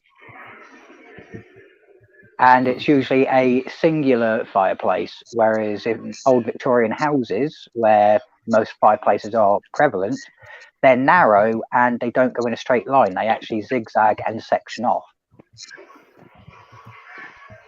That's still quite So- a drop, though, to even try to attempt. Even if it's wide enough that you won't get stuck, that's still quite a drop. Yeah. Basically, most people who've tried breaking into properties through chimneys have to be rescued. And the few deaths in chimneys, yeah. Some of them are accidental where they've tried climbing up the chimney to clean it and gotten stuck. And the worst one was someone who tried cleaning out the chimney, climbed up, so they were standing right in the fireplace, cleaning upwards, and then they got jammed and they suffocated on soot.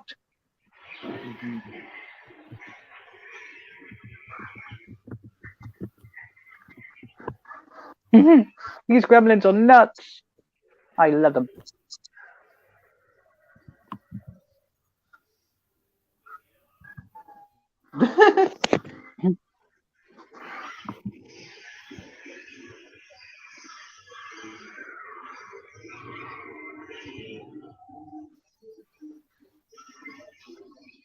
I like that animation of them all charging behind the screen as well.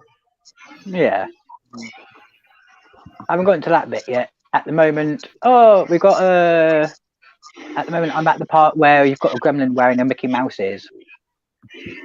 They're going into the Stripes like at the popcorn and shit, and he's about to get the fuck out of there.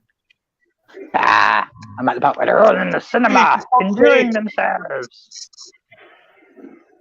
Do you think there's a reason why Stripe is like smarter than all of them? Like, maybe he was the first one to pop out or something? Well, he was from the first batch. Yeah.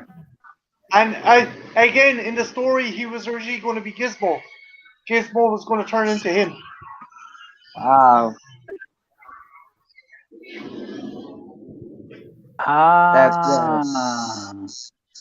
Fair enough. I don't think they got charged for using Disney stuff. Oh, why? Because it turns out that this movie, or at least the fictional version of this, is actually a book written by Roald Dahl that was exclusively written for Disney production. But Disney Which never. Gremlin? Yeah. Oh. Wait, Ronald Dahl wrote Gremlins? Yeah. The Gremlins, book by Roald Dahl. The Gremlins is a book written by Roald Dahl and published in 1943. It was Dahl's first book and was written for Walt Disney Productions in anticipation of a feature-length animated film that was never made. So I think they. Did Warner Brothers buy the rights to the story off Disney, I wonder? I think they bought the rights off Disney, but only for the movies, not for the book. So they're paying homage to Disney for saying, thank you for selling us this cheap franchise, which has made us tons and tons of money. The one that the Gremlins was wearing a surgical mask. What the fuck? Yeah, I like that. He's like, he's there with the fucking saw. The Bushman saw.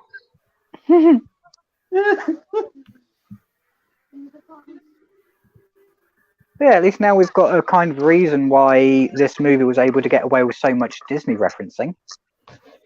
Yeah, that's cool. I'm sure they had to give some amount of Snow White. Yeah, Walt Disney's a greedy bastard, man. Yeah. Or they Or could have turned was. around and said, right, fine, yeah, you want to use the rights, fine. When it comes to the movie scene, it has to be Snow White. Our first movie, it has to be. That's probably what it was. It's like, Yeah. we'll let you use it on a small fee, but we get to pick the movie. That makes sense. Yeah. That makes, because it would tie into their entire foundation for their empire. Mm-hmm. Because although the mouse did a lot, Snow White did more. Mhm.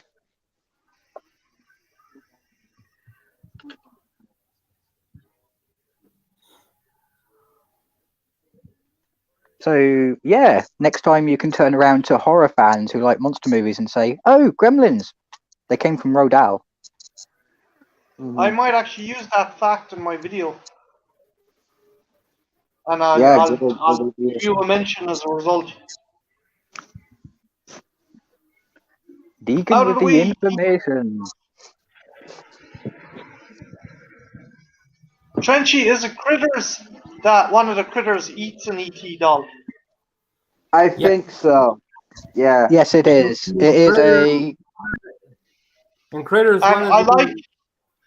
Go ahead. I also like that ET tries talking with Yoda during Halloween. He comes across a kid dressed as Yoda and tries talking to him. Oh, yeah, in the Star Wars figures, right? yeah, but Yeah, in the movie Critters, the critter's trying to chat to ET and then eats him when ET doesn't respond. Yeah. Yeah. Wait, like a real life alien ET? I gotta rewatch this. No, it was a teddy bear ET, Oh, but the critter thought it was a real life alien, so it's like he's seen one before. Yeah. So he's trying to chat to it, and when it ignores him, he eats it. Yeah, I gotta rewatch. That was the funniest. That was the best part of Critters, I thought. Mhm. I love this scene coming up. Yeah, I like the jump scare that just happened with the TV. It's kind of like, Oh, yeah, it's all the around back of you. the baseball bat. It reminds me of that scene from Idle Hands, like, look at me, I'm Leatherface. Like, that's what I think now. He does that.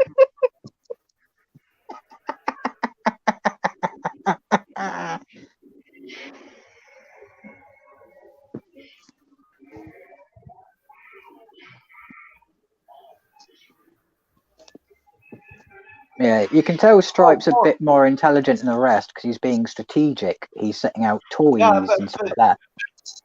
Mhm. Jesus, Yep. Billy's getting a bad doing with crossbow bolts. But, Dude, I'm not there yet. but But I I get the love the feeling. But I get the feeling that when Mogwais reproduce, there's always one that is classed as the group leader, and the group leader has the stripe. That's probably what's up. Yeah, it's why when Stripe reproduces, you don't see another one with a stripe because they're all his offspring. There doesn't need to be someone in charge because he is in charge. Yeah. Fucking Gizmo calling around me. Are you in the bit where he's in the car, Trenchy?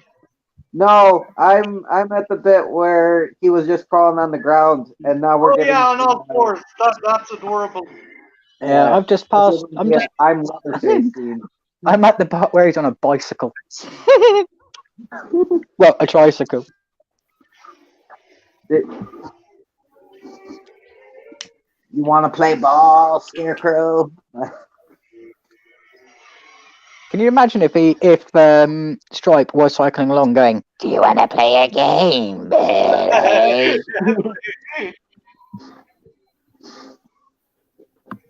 Okay.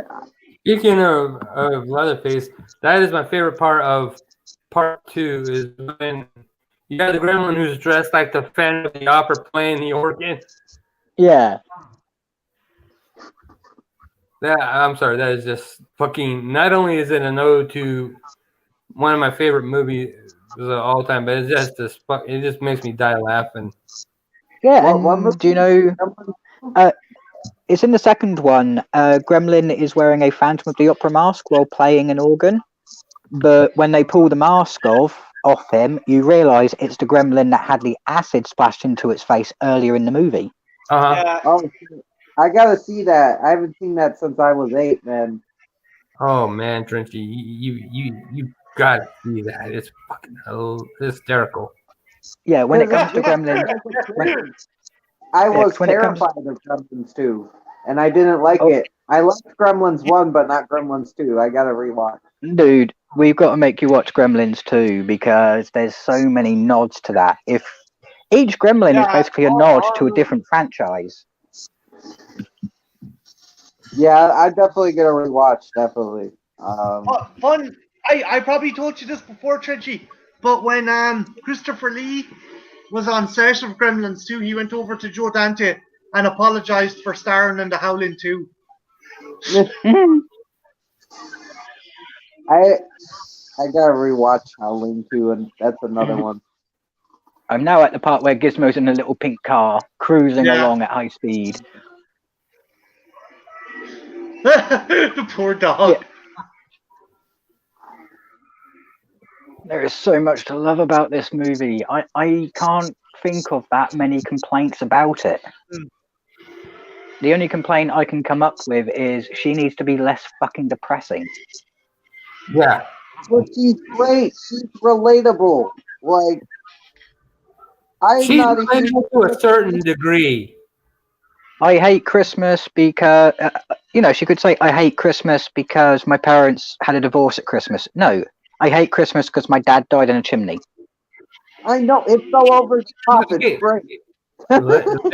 Let me chime in right here. I can understand hating Christmas because your dad died on it, but you can't hate every fucking holiday there is. Oh, well, that's Yeah, the President's sequel. Day. What was it? She met some guy dressed as Abraham Lincoln in the park, and it seems like it's going to a very dark place, and you're like, what the fuck? Was she molested by Lincoln or some fucking thing? That's the Fucking sequel. she got a connection for every fucking holiday there is. Yeah, but and this No one one is not like that. That was only That established makes in it the totally sequel. unrelatable. Nobody hates holidays that goddamn much. Nobody. I was talking about in this film. Mormons. Mormons. Well, Jehovah's Witnesses. Morons. You said it right, Deacon. Yeah, Moron. Ethel, you're dead right of that surmisation. That this film was lightning in a bottle, and all the stars were lined. Mm-hmm. Yeah. The right team, the right characters, the right designs, the right editing. It's one of those few occasions where everything gelled. It's like The Thing. Everything just works. Yeah. Mm-hmm. Art, like, essentially every movie and show exists a never-ending story in that universe. Yeah. In the scene, yes, they have E.T. and they have Mickey Mouse and a couple others, but yeah, essentially anything that we're seeing in movies and TV, that all exists in the never-ending story universe, technically. Technically, yeah. Because the never-ending story universe is based on all imagination. Yeah. Which means if someone gave me the never-ending story, my word, their world would be a bit more different. Yeah, mine would be just like an acid trip. Sorry, Deacon, but I want to sue that movie for copyright. I don't Which think one? The Never-Ending Story. Correct me if I'm wrong, but an hour and 45 minutes doesn't qualify for Never-Ending. Someone did try that, believe it or not. There was a court case when that movie came out, and they lost because the title isn't in reference to the movie, the title is in reference to the book and the boundless, never-ending imagination. Dumbass. Like, Jesus, leave the never-ending story alone. It's a beautiful movie. But there you go, people. Yes, the never-ending story did get sued for copyright and false advertising. I love the lighting in the water. It's cool. It's the kind of creepy lighting that you need. Dude, that ending Spike puppet's just fucking creepy, man. Like, or when Spike, it's not Spike. dissolving? Huh? When it's dissolving? Yeah, when it jumps out and it dissolves, it's brilliant. And Art has just said never-ending. And Art has just said in the chat, never-ending ass party if I got hold of that book. What the fuck? Okay. Jesus Christ, Art. See, now I'm just thinking of that part from Doom Patrol where they're being chased by hungry man-eating asses. I gotta watch Doom Patrol more. I think that might be Brendan my Fraser is favorite fucking show. awesome enough. From what I've seen, that might be my favorite superhero show, even though Stargirl's really good too. And I love Legends, but Stargirl's okay. I like the comic bookiness of it. It's very comic booky, and I like that. And I think you'd agree there's a 1980s kind of Breakfast Club kind of feeling to it as well. Yeah. You're one. I will be right back. Got to let my doggy out. The main villainess is just a bitch to your hero in the story anyway. Mm-hmm. I agree with that. Definitely that Breakfast Club feel going on.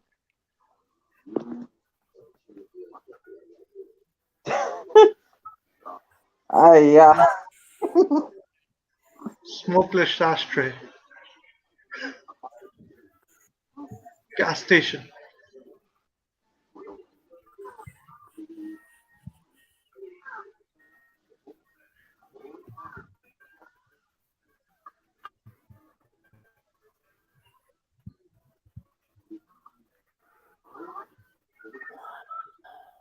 But I like that. It's like bye bye woof woof. Mm-hmm.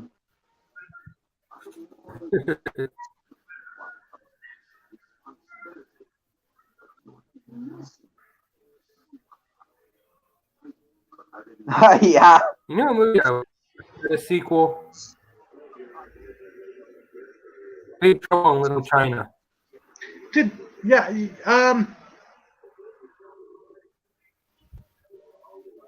he walk all the way from San Francisco to where this is set? I could believe it. It took him a while to get there. I could believe it. He's lucky he didn't freeze to death. He's magic. That's again He's the magic awesome man. pick.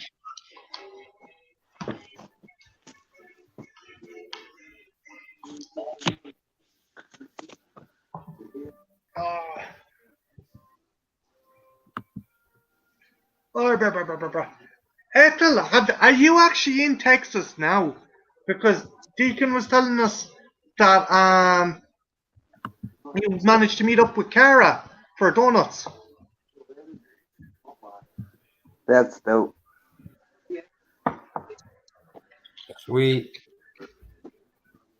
I love this ending speech when he's walking down the street and then the father is like saying like, you know, check your lights and stuff because there might be a gremlin in your house. Yeah, Ethel said it's a great monologue. It fucking is. It's just. I love it. It's one of my favorites.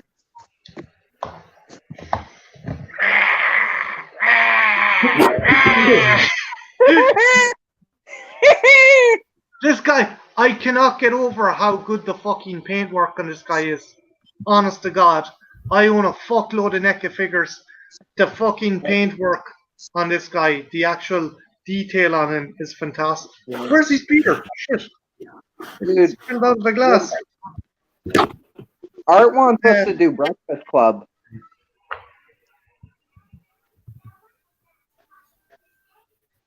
What, Trenchy? Art wants us to do a watch along a Breakfast Club at some point. Maybe in the new year, because I think we've a couple of things lined up. Where the fuck Yeah, did he go? No, not anytime soon. December is gonna be pretty busy. Yeah, I was going to say December is pretty packed. Yeah. My gremlin lost his beer. Fuck. Came right out of the glass. Fucking alcoholic. You drank it all. I'll turn up.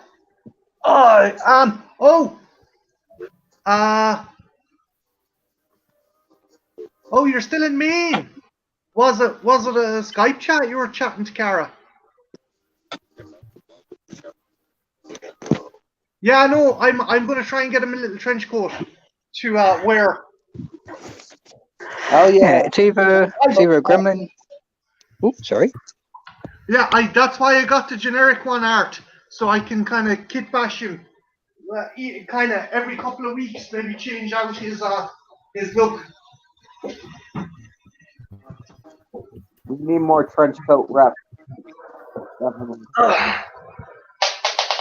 There's his beer. There's- You can have him with a full glass or an empty glass. It's like an ice cream, but you can pop it in like that. So. Seeing as the movie is over, I have closed down my StreamYard on PC, so there is no private back screen show. Okay. Oh, there we go. Deacon, how old was that tweet Cara put up? Let me check.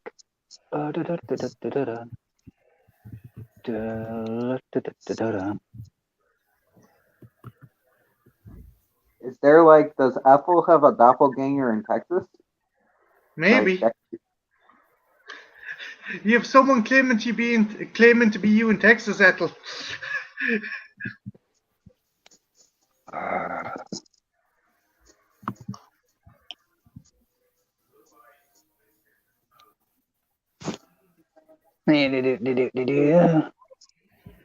Tweets.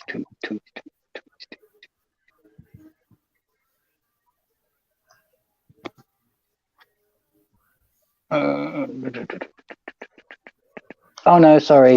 It's where I got the wrong studio. It's Studio 737. Oh yeah, okay, cool. Alfie, are you coming in, going out? Please make up your mind. I'm not a yo-yo. One other thing, Ethel. I'm thinking maybe December 19th when we do the holiday, Star Wars holiday and He-Man and She-Ra Christmas special, because on Friday the 18th, if my maths are right, I think that's when Trenchy is, I think that's when Antro is doing his Anne in the Apocalypse watch stream. So we should do ours maybe the next day. And that gives you more time as well to get settled. So maybe Saturday the 19th.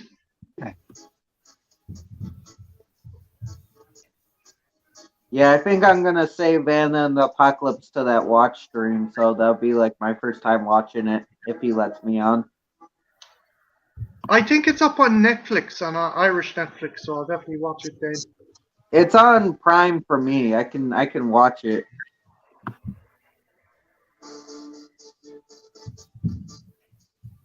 Mark, how much have you left? I'm right near the end. Cool beans.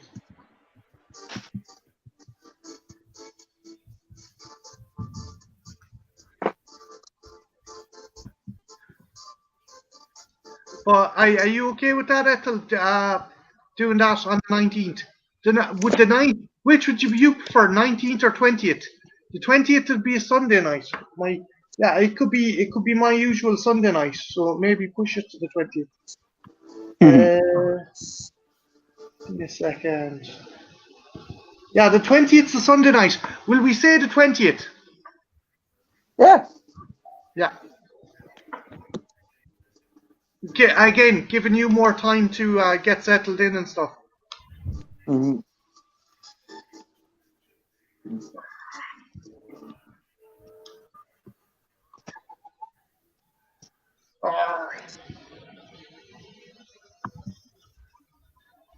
Yeah, cool. We'll kind of do it like this. My usual kind of.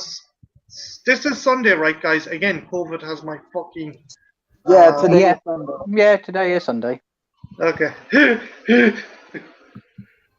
Well, it's no longer Sunday for myself and Deacon, but yeah. Well, technically it's Monday morning.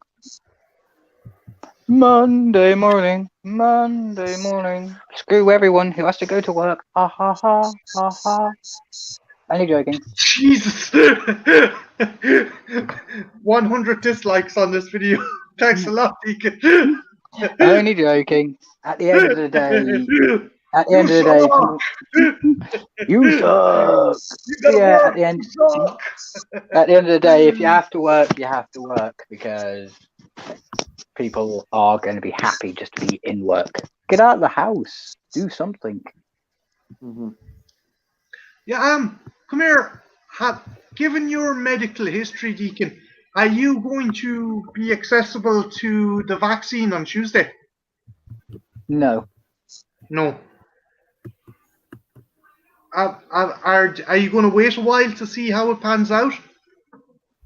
Wait a while to see how it pans out, but I'm also not on the high priority list because I don't have a pre-existing condition that makes me prone to having a negative effect to the virus. And although I have one person in my household who is at risk, who I live with, she's going to get the vaccine before I need to get it. Mhm. So as long as she's taken care of, that's the main thing. And I don't care if I go last. I'd rather people on the front lines, people who need it, and people who may need it get it first. Yeah, like prioritize the elderly and frontline workers and stuff like that. Yeah. And even Do you think... Go on. I was just about to say, yeah, even people who work in supermarkets and stuff like that, they get it first because they may not be in the NHS or the police, but they are still bloody there. Yeah, they're providing a service. Because working retail, especially around Christmas, Jesus Christ. Yeah. So they definitely deserve it because they are putting themselves out there. Mhm. I'm going to stick around till about maybe 3 o'clock. Or what time is it now? 20 past. Maybe 2:30, 3 o'clock. So if you guys want to chat and stick about. Yeah. Yeah. Okay. Sounds good. Sounds like a plan, boss. Yeah. What would you like to chat about, or is it a free floor? You know what? God help me for doing this, but Deacon, I'm going to let you. I'll let you pick the topic. Oh God. Oh. I put one stipulation on it. You can pick any topic, but it has to be Christmas centric. I can pick any topic as long as it's Christmas centric. Yeah. It has to be. Okay. Let's have a If you think. don't want to, you don't have to either. Like, have you any weird facts about Christmas? Or weird things you think people don't know about Christmas that you'd like to enlighten them about? Christmas in England back in the 16 to 1800s, and even before then, it became a Christmas tradition to have a gigantic fire going in the center of town. People get absolutely drunk, and then they would inevitably end up fornicating all over the place. Nice. And it became a bit of a staple to elect one person who was the most drunk and most idiotic to crown them King of Christmas for one day. King of the Fools kind of job. Yeah. Jesus. Yeah, it was a bit like Halloween, except at Halloween back in that time, it wasn't walk up to people's houses and knock on the door and say, trick or treat, give me something nice to eat.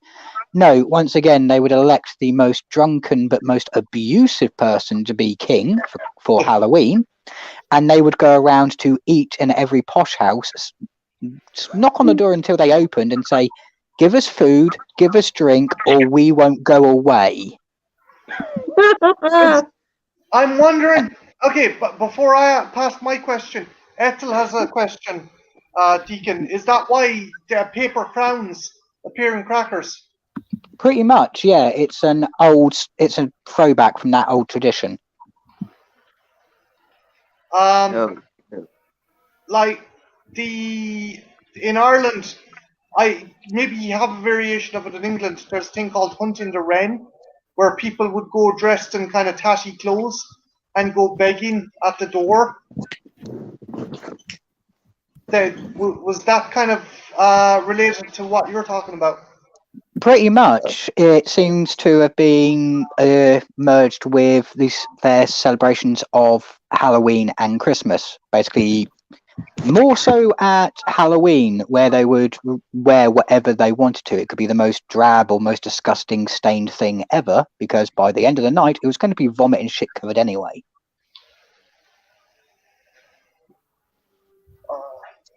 Yeah, it was actually quite common that during the Christmas and Halloween festival, if a household refused to help out the poor would set fire to the household. Jesus. So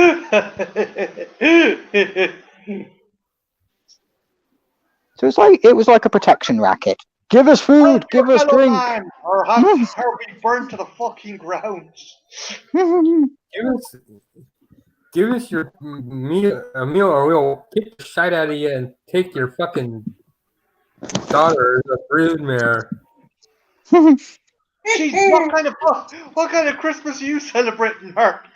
Fucking you fucking hostage negotiator for fucking Christmas. That's gonna be how the new Die Hard movie opens. I do know that in a small country far away, about 20 years ago on Christmas, there was an accidental serial killer. Well, wait, okay, I need to hear this. An accidental serial killer. Yeah, there's actually been quite a few accidental serial killers. The most famous one was from Alaska.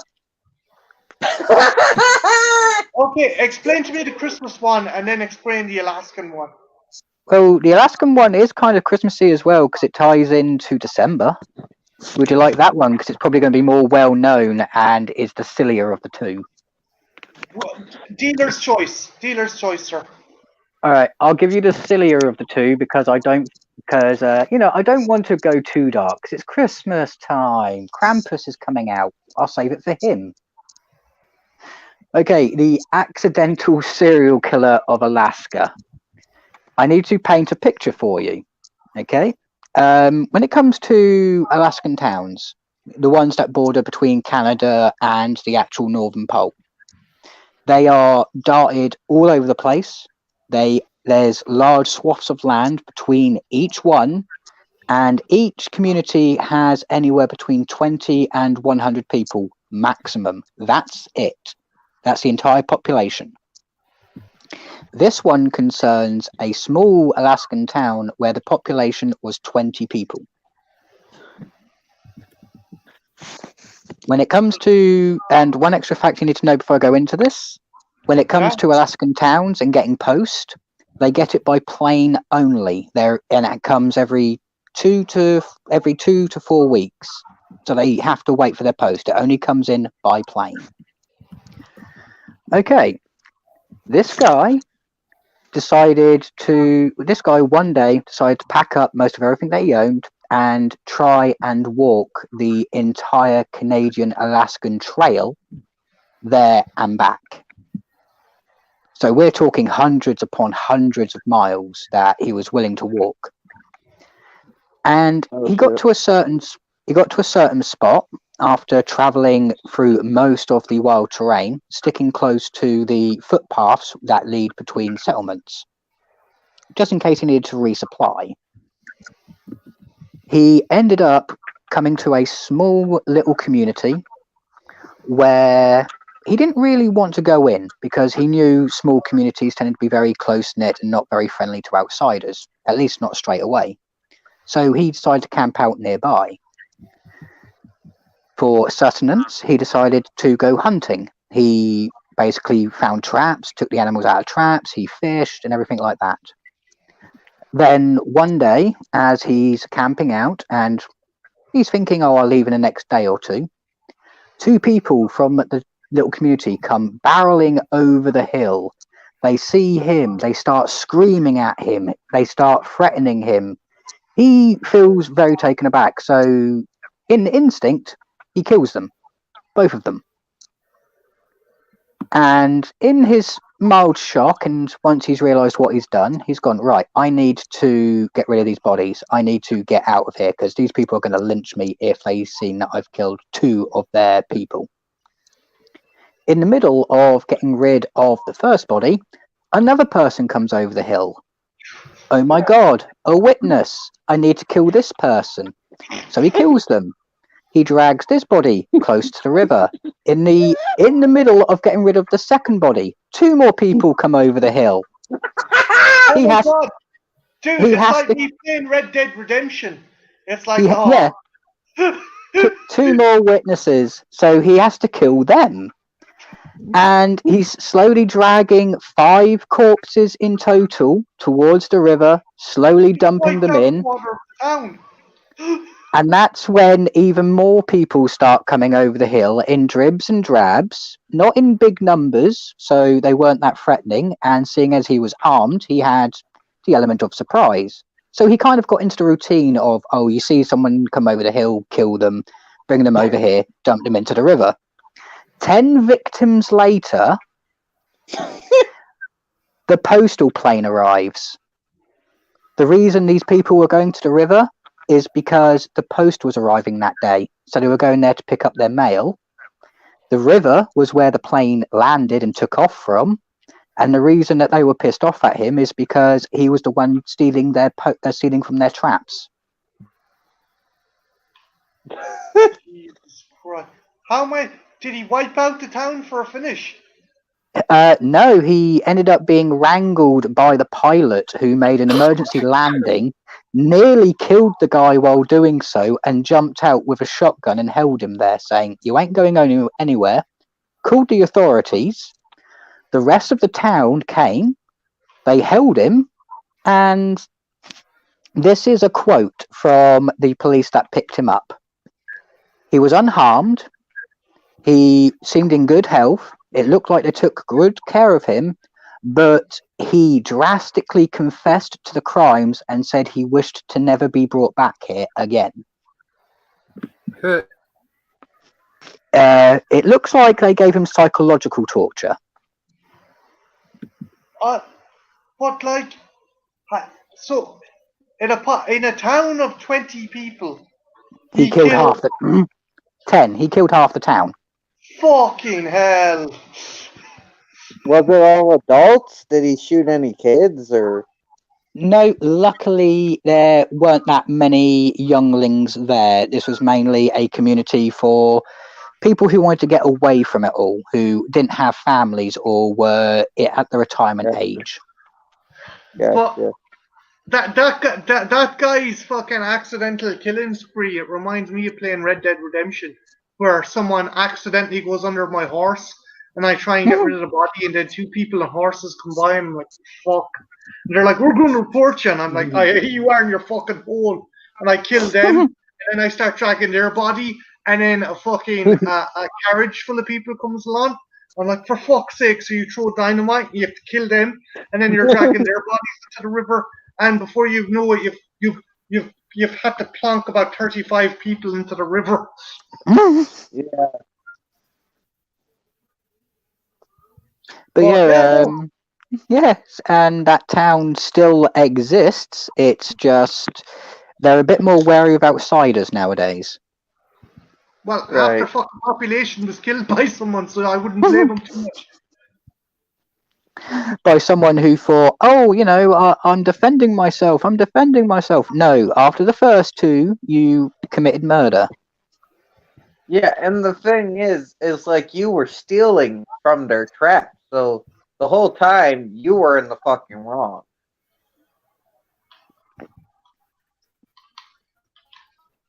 So yeah, you got that one. And then you have the accidental serial killer in China. What's I gotta hear this one. Alright, you guys are perfectly aware that if you were to take a small child, place them in a box, that they would be perfectly fine, that they would die, correct? Wait, what? Wait, Like, what? yeah, if you don't poke holes in the box, of course they're gonna fucking die. Yeah. Like, you shouldn't be shipping children. Are we Yeah. talking Deacon, are we talking Schrodinger's child here or something like? Kind of. It deals with a Chinese man who had a mental deficiency, so he had a low IQ and was very simple. And he thought kids were dolls. So he accidentally kidnapped a few kids, put them into airtight plastic containers, and kept them as dolls. That's Whoa. fucking disturbing. Like, that's. I get you have a mental issue, but at the same time, that's still, like, really scary, man. It's not the worst story from China, but it's one of the ones that tends to stick in my head. I bet it's not the worst, man. China. Like Oh, any it's- place, Mhm. there's some fucked up things going on. Oh, the most fucked up thing is the Sandare killer. No, the Yandere killer. The Mexican? No, Japan. Okay. A tsundere, anime term for girlfriend who once gets boyfriend or gets sexually interested in boy becomes homicidal. Oh, Oh. Yandere. Yandere. There we go. Yeah. Basically a very cute, very talented Chinese girl. She was about 20, well, between 20 and 24. She got into a relationship with her boyfriend, and when she found pictures on his phone of him not doing anything with girls, but just posing with girls, kind of like, oh yeah, group photos, this, that, the other, she decided to attack him in his sleep by slitting his belly open and then chasing him down the street while he was in his underpants with a samurai sword, trying to hack him to bits.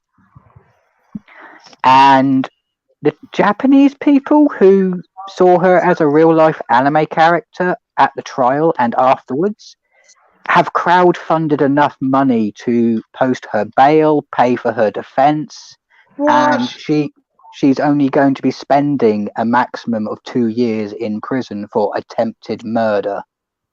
I hate Well, at humans. least the guy survived. I don't know, like. He survived, but he had to have about 4 feet of his intestinal tract removed. He's probably shitting in a bag as well, so. Yeah. Oh, Martin, this reminds me of another story. Can I tell that, or? Yeah, go ahead, dude. It's story time. Everybody gets So- to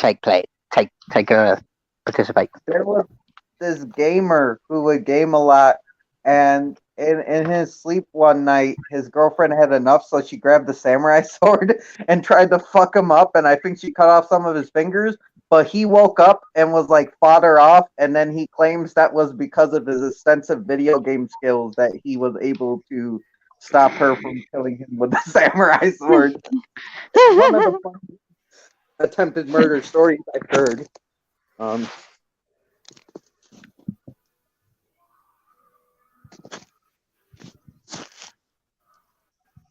Yeah, it is a real thing.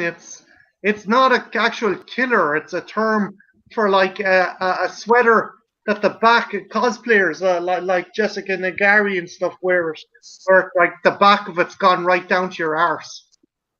Yeah.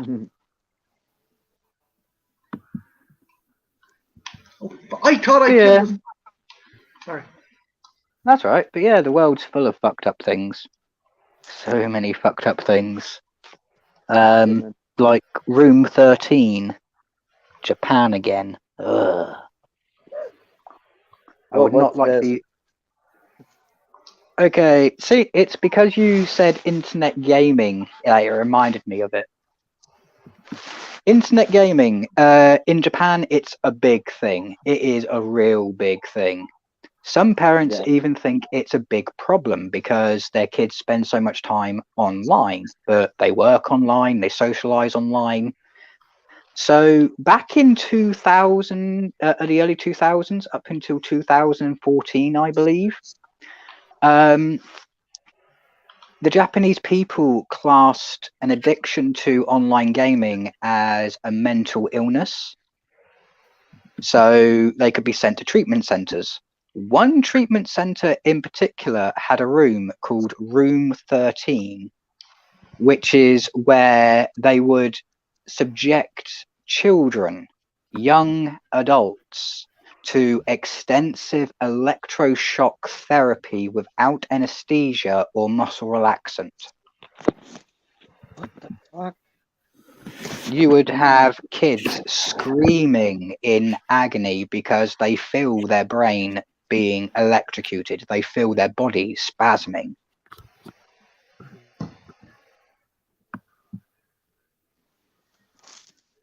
It's like aversion therapy that people Yeah. get. There's the same kind of therapies done in the States with fucking when like super Christian lunatics are like, oh, we can cure you of your gay affliction, and they try and electrocute the quote unquote homosexual urges out of the people.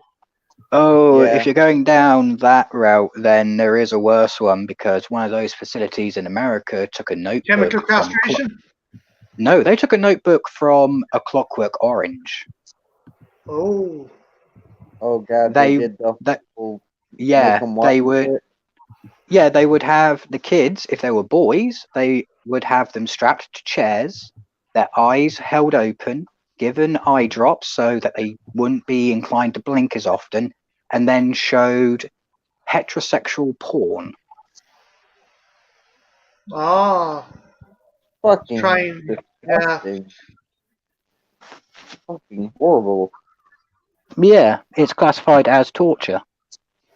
It fucking is. Like showing young children porn. I don't care what your goal is. That's fucked up. Don't do that shit. Yeah, and it didn't really matter the age of the child. If the child was 10 years old and the parents thought, oh God, my child's going to be gay, they could be subjected to this treatment if they were sent to that camp. Fuck.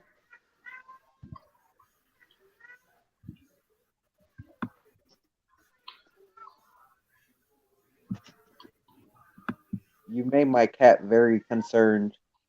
now my cat can shut up. Oh, don't worry, kitty cat. 20's not going to go anywhere. He's not dying.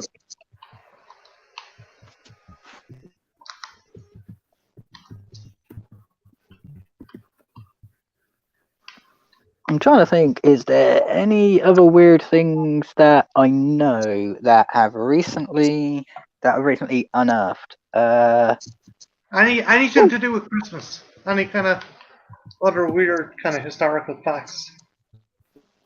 A weird historical fact was that if back in the traditional days of Christmas, when the whole tree decoration, stuff like that started becoming commonplace, there was a superstition that if you left one decoration up, it didn't matter what the decoration was, but if you left one decoration up after New Year's, you would invite demons into your home. Oh shit. So I feel sorry for anyone who has to live next to someone who has so many Christmas lights up all year round. Well, it'd be only the neighbor that'd get fucking acid. But yeah, that used to be a tradition, so people would get shunned if they left decorations up. Mm-hmm.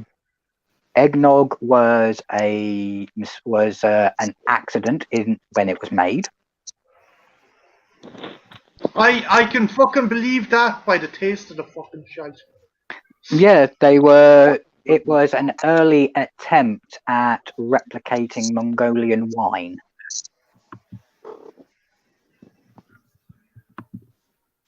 If you don't know what Mongolian wine is and you don't want to hear something slightly gross, please cover your ears now.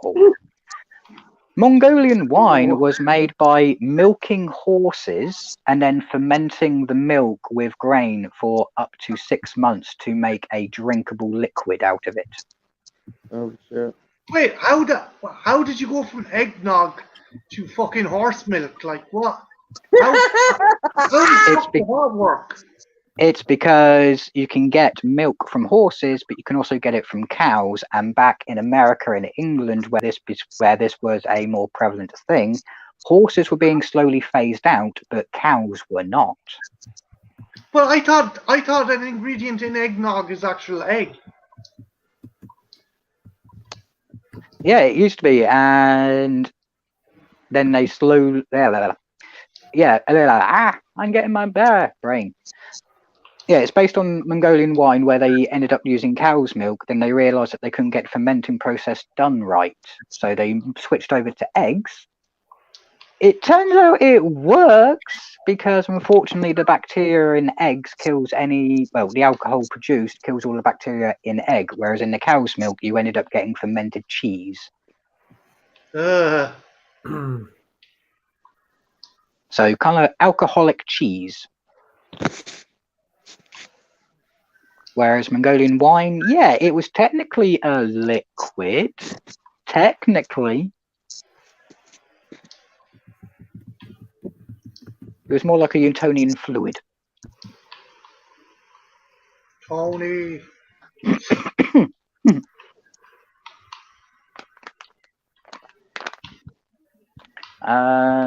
What else is there?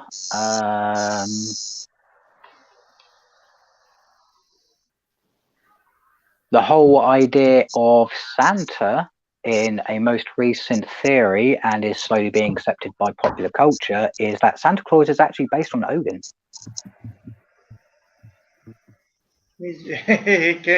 Just beating up lads with a fucking hammer. That's what he uses to make. Actually, if you get a chance, guys, to see it on Netflix, check out a movie called Klaus, because it's kind of close to that. Oh, I've watched that. It's really good. It's brilliant. The Have you seen that? No. I recommend it. The ending's a little bit janky if you want a logical conclusion, but it is a good movie with a heartwarming conclusion. Yeah. Okay. I like when the boat captain tricks him. Oh yeah, ring the bell so people know you're in town. Arthur, to give you an answer to that, it's because I do. I watch videos, documentaries, I read archives, I read theory letters, everything that I can. I like to be informed. Because Art's just said, Deacon, why do I picture you sitting in the dark at all hours of the night reading this disturbing shit?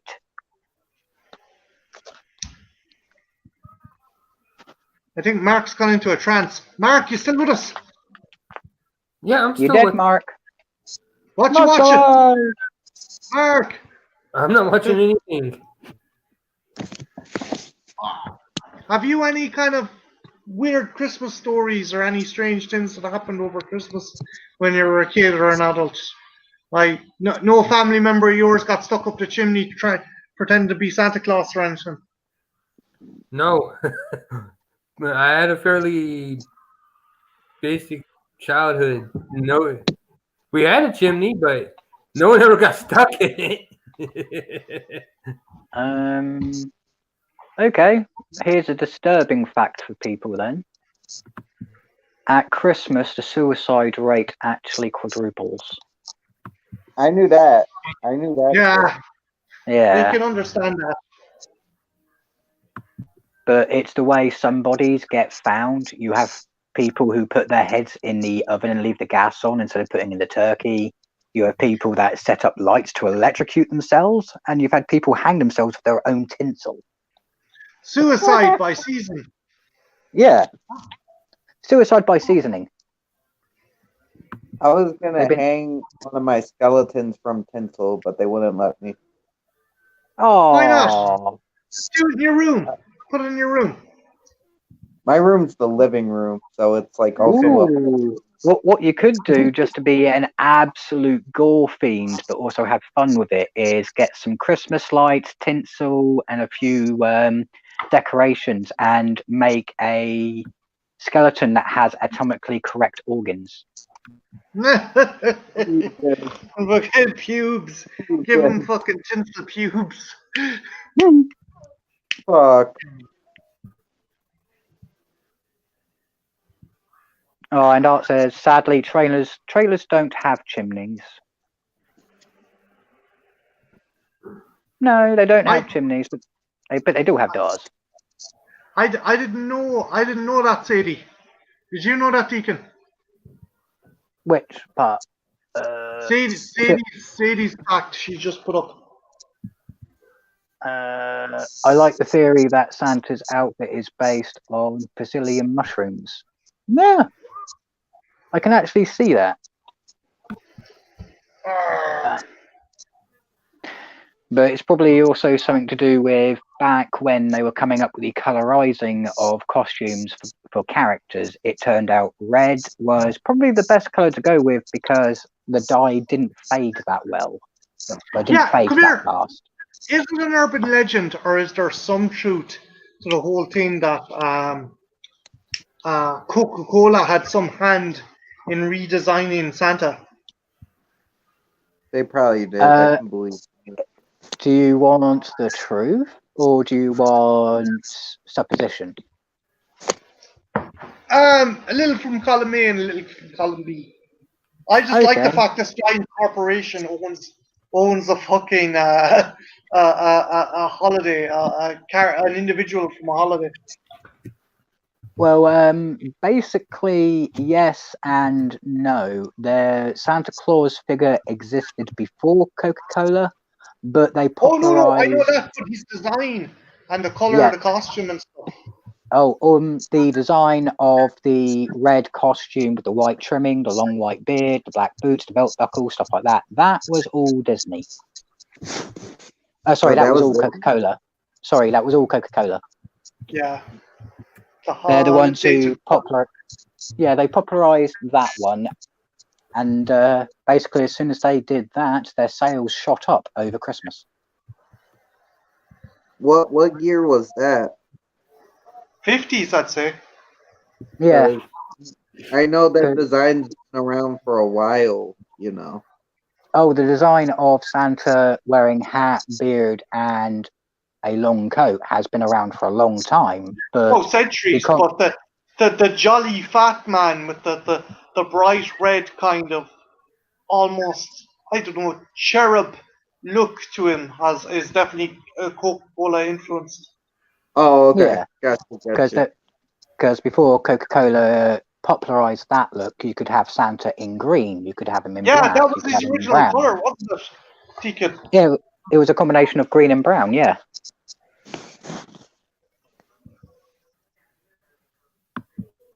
Oh, Jesus, sorry, boss. Right, okay. Let's switch the topic. Favorite Christmas commercials. Yeah, I'm trying to think. I'm gonna show you. I'm gonna show you some of mine, if I can. Again, the audio might be shit. Favorite Christmas commercial.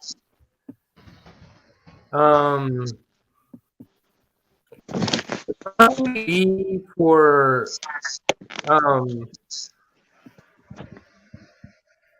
the Millennium Falcon. When Star Wars got really big and popular, and they were coming out with all the toys, they had, and you could buy the Millennium Falcon, and it was like this big. Oh no! But Mark, I mean Christmas commercial. Yeah, there was a commercial for Toys R Us. Oh! It wasn't solely a Star Wars toy commercial. It was actually a Christmas commercial. Yeah. Yeah, because that's right when they were releasing it. It was right at Christmas. It was, the whole pitch was get your kids the ultimate Christmas gift. Mm-hmm. I keep hearing. I don't mean to get off topic, but I keep hearing about this Castle Freak remake. Did that movie really need a remake? It didn't. It's on Shudder. Someone remade it. And it's on Shudder. I watched it and it was complete garbage. The remake? remake. Yeah. Because I like original Castle Freak. I really like Oh that. yeah. Phenomenal. But they seem to have expanded it on in the original it was just a kind of deformed mutant son locked in the castle, but in this one they put in more Lovecraftian undertones, Mark. There's like a cult, and there's from what I seen with the trailer, I could be wrong. Where they lost me is there's kind of a cultish under theme, but they never really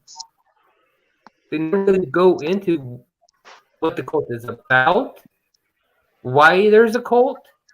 It's just one of those things that's just kind of there. It's like, why the fuck is this even in the movie? Mm-hmm. And is there any cameos from the likes of Jeffrey Combs or anything? I didn't notice them, if there was. No. That's always a bad thing if there's cameos and you don't notice them. So Yeah. they probably weren't in it. Mm-hmm. But haven't seen it yet. Plan on seeing it at some point. Yeah, I'm in no rush. I just couldn't get into it. Like I said, I love the original. Mm-hmm. This movie, there wasn't nothing that was interesting about it to me. Oh, hey, I just shut up 3 subscribers. Thank you very much. Ooh. Awesome. That's like Ew. weird. I didn't even notice. I was like, what the fuck? Ding, ding, ding. We have a winner. I'm going to show you, mainly because my dad is a farmer. This is one of my, he raises horses. This is probably my favorite one. What the fuck, you bastard. Come on. Yep. Again, the sound is probably gone. Can you hear the sound? Nah, No? I can't. But Did you okay the audio? I should have, yeah. Well, like, how, I assume when you're screen sharing that. Oh no, there's a little thing in the bottom left-hand corner before you start sharing the screen, and it says tick this if you want to share audio. Okay. If you don't tick that, it won't share audio. Christ. Thank you very much, Deacon. If I had brains, I'd be fucking dangerous. That's what's fucking going on the whole time. Okay. So yeah. That's it. Marty Yeah, so can now- share screen now. Yay! Trust me, a friend of mine watched one of our live streams. They watched the last one and they watched this one, and they've gone, "You're the most tech savvy out of the entire group. How is that fucking possible?" Right. Okay. Yeah. Tell me. I love this advert.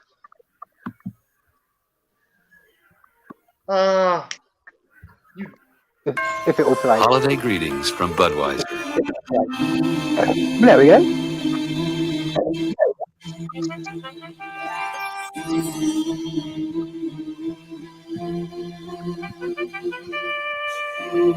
It's such a Christmassy ad. Do you want anyone in the chat? And you guys as well. Send me links to your favorite Christmas ads. Let me find one after. Have you seen this advert before, Frenchy? No, I haven't seen this one.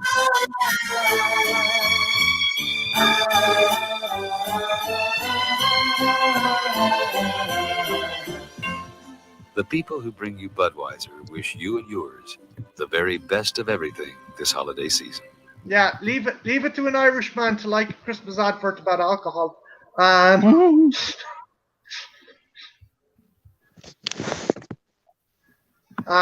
other? Oh, I gotta show you a terrible fucking Christmas Quinsworth advert starring Darth Vader. Hang on 1 minute. I might have seen that one. I'm putting them into the stream chat so everybody can see the links.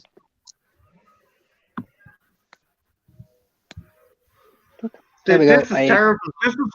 This is fucking Ireland trying to go into the fucking future with their marketing, and it's just so fucking.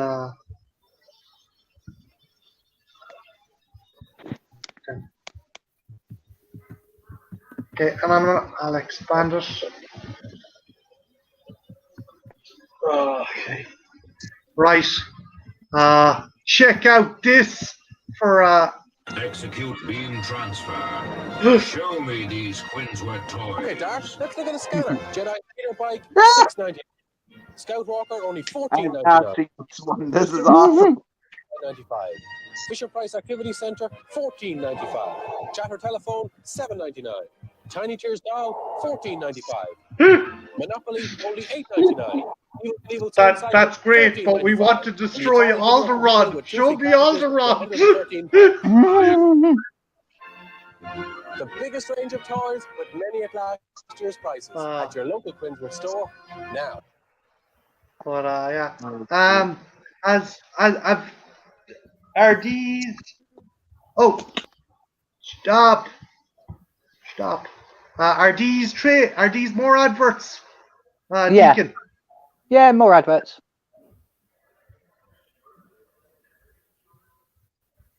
Okay, hang on a minute. Oh, we lost a Trenchy.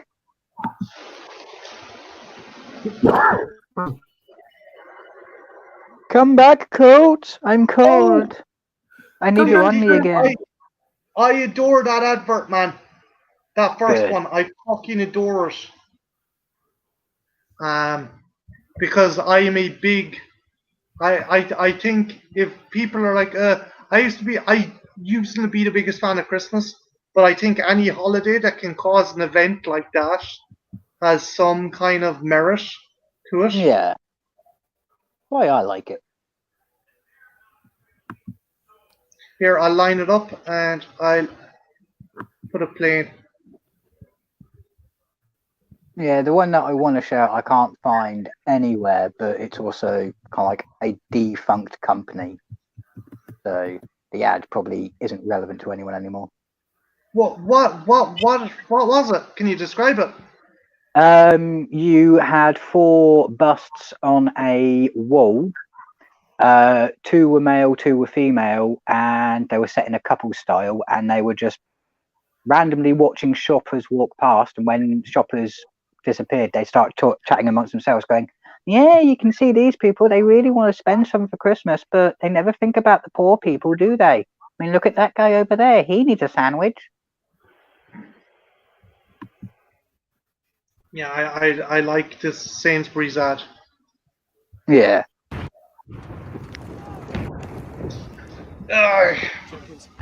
Unclean. 9.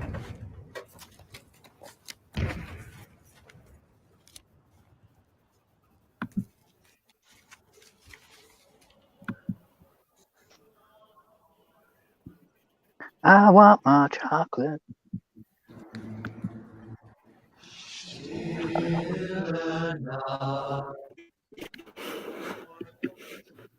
You know, there's young lads that don't know about this. That like. I know, they don't know about the Great Truce. Yeah.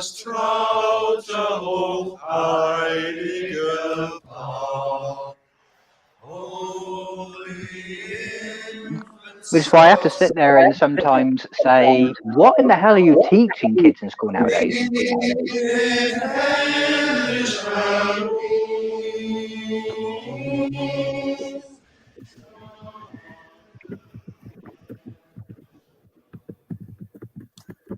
Oh, pardon me. So I thought that was one of the Tommies there for a second.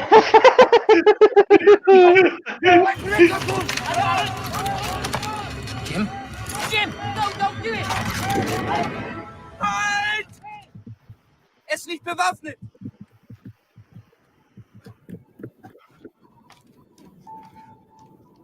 Nein, Otto!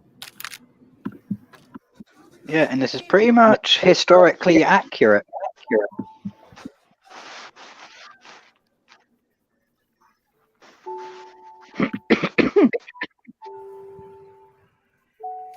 My name is Jim. Mein Name ist Otto. Pleased to meet you, Otto. Freut mich. Rose, she's called. Sie ist schön. Schön.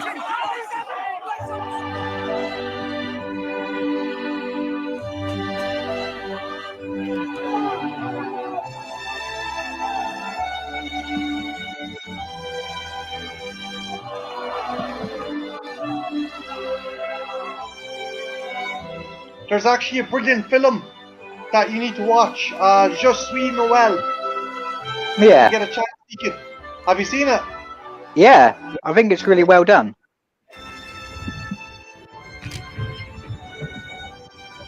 All the commanding officers were punished after this happened, which sucked. Yeah, because it was classed as fraternizing with the enemy, breaking rules, and breaking your orders.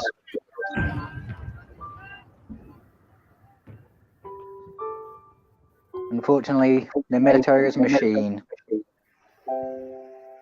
Oh, especially back then. Like, Oh yeah. people like, oh, fucking Germans. Back then, this wasn't the Nazis. This was just the lower class Germans fighting for the bourgeoisie. Yeah. They didn't actually have a agenda apart from we need more land because our empire says we need more land. What do you think of that advert, Trenchy? I've seen it before. I really like that one because it's not only like Deacon says it's historically accurate, but I think it's like, if I don't believe in Christmas miracles, but that you can't deny that. Oh, that yeah. was for sure.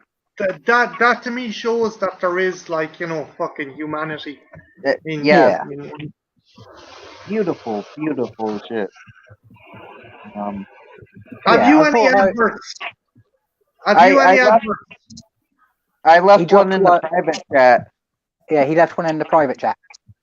Okay. This is one from when I was a kid that I really like. It's more recent, of course, but I think you guys would dig it. Okay, give me 1 second, dude. Okay.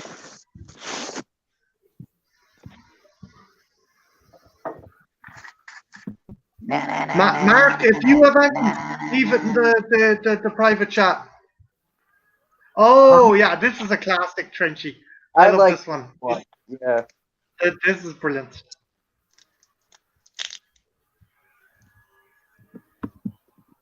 Okay.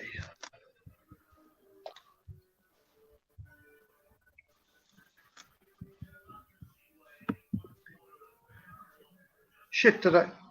Oh, fuck, come on. Just want to make sure I activated the sound. Oh, yeah, wait, it's one of those little. 1996? Yeah. Huh? I thought it was recent. I saw that. No. They re-edited the voices. I know they re-edited the voices for it. Gotcha. I think fucking David Hayter voices one of the M&Ms. Yeah, fucking Solid Snake voices M&M.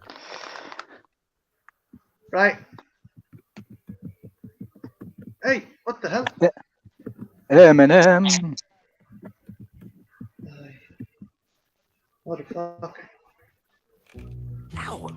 So There you go. think Santa will like these M&Ms? I don't know. I never met the guy. He does exist. They do exist. Santa? Mhm. That's a great one. Yeah. I do like. There's only one thing I really know about M&Ms, which is a small fact.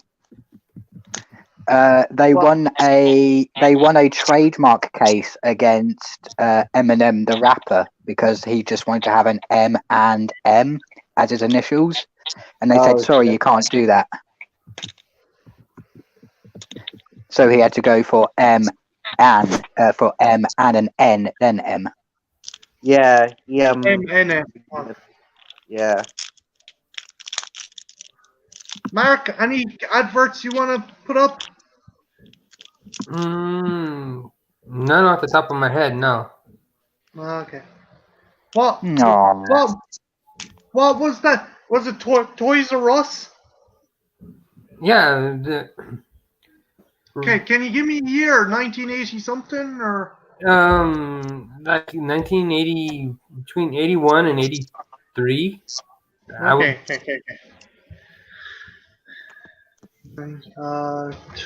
Toys R Us advert 1980. 1981 Christmas. Let's see what we can do.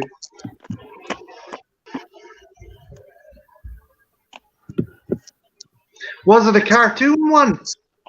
Yeah. Okay. We'll try this one, so okay. I'll let it pop up. I'd be shocked if I got fucking flagged for playing adverts on YouTube.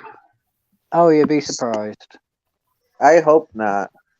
Like, They might not flag you, but they might claim the video. Fuck it. I'm not in this. I'm not here to make the millions. Yeah. I'm not here to make the fucking the Jake Paul. Oh fuck! I did it again.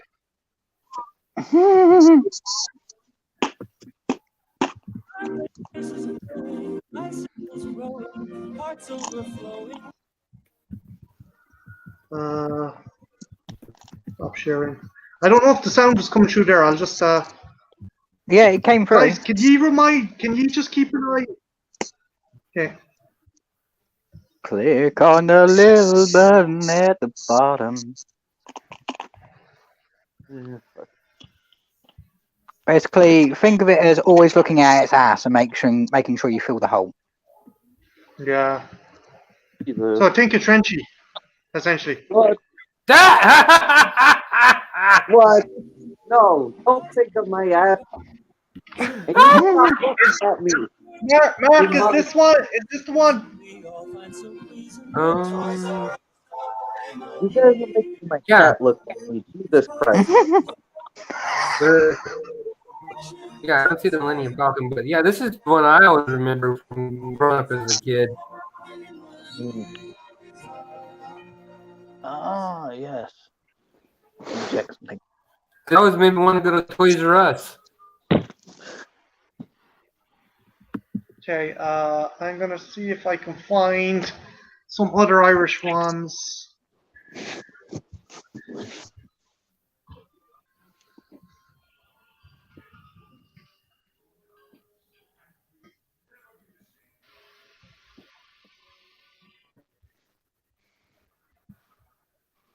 So that's why I can't find the video I'm looking for. I just had to look up and see. This is depressing. This just shows how bad my country was back in the fucking late 80s, early 90s. I'd say about 70% of the Christmas commercials are about alcohol. We're not doing ourselves any favors. Right. Screen share.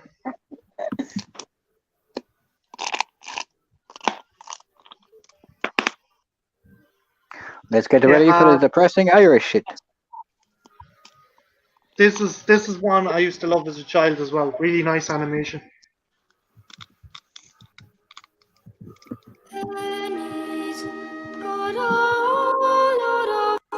It's pre-mark over by you, Deacon, but we used to call pre-mark pennies here.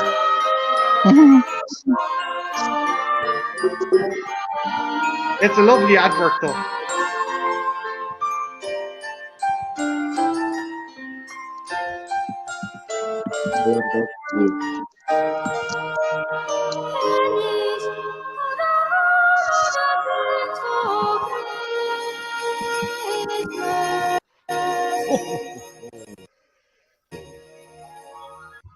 Yeah, I love that advert. Ugh. I'm not technically watching it, but I have the Incredible Hulk, the animated TV series, one in my living room.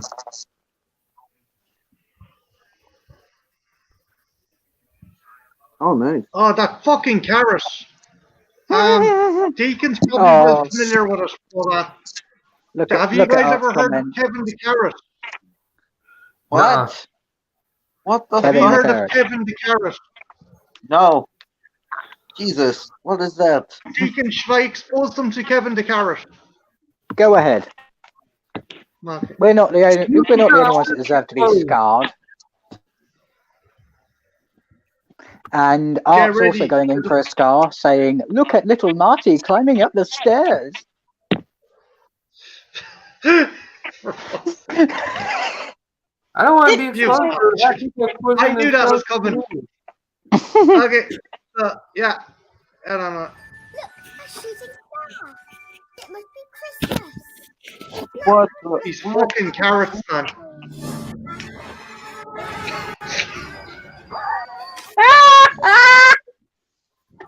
This became such a big thing, you could get carrot plushies and stuff like that. Yeah, get carrot plushie. Here's the storybook.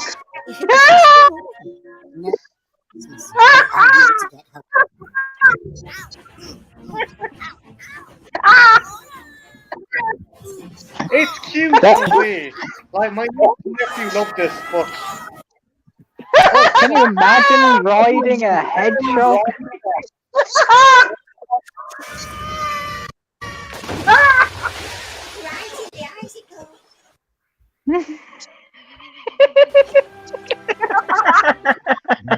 Just wouldn't be the same. How would Katie explain?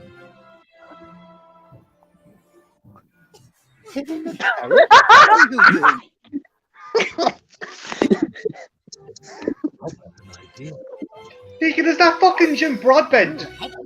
Yes, it is. Oh, for fuck's sake! I hope you got a really nice garden shed out of this.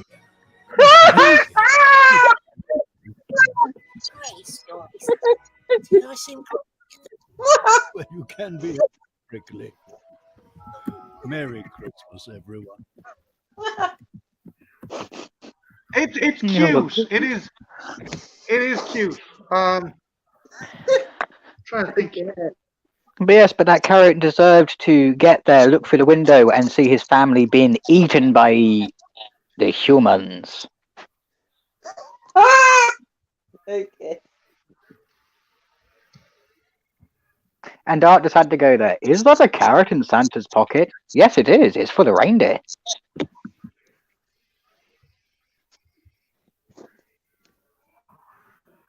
Oh, have you guys seen? I know you've seen it, Deacon. The Iron Brew. Okay, so there's an animation called The Snowman, right? Have you guys, Mark, Trenchy, have you seen an animation called The Snowman? Nah. No. Oh god. How to explain this? Okay, best way to explain it. You know the memes where you see about the magic hat that brings snowmen to life and stuff like that? And the trash man and a few other things. It comes from that. It's a story about a kid who has a hat that when he puts it on a snowman, it brings a snowman to life. So and he takes him.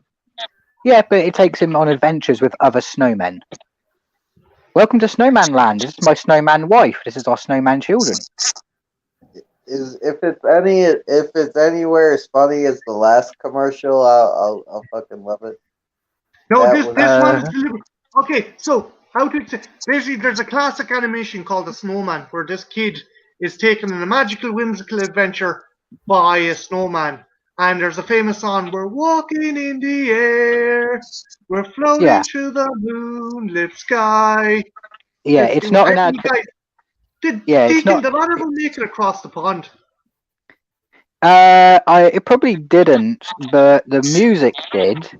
But the best way to put it, Trenchy, is it's not an advert. It's an hour and a half long music where you're listening to a kid who sounds like his nuts are in a vice singing.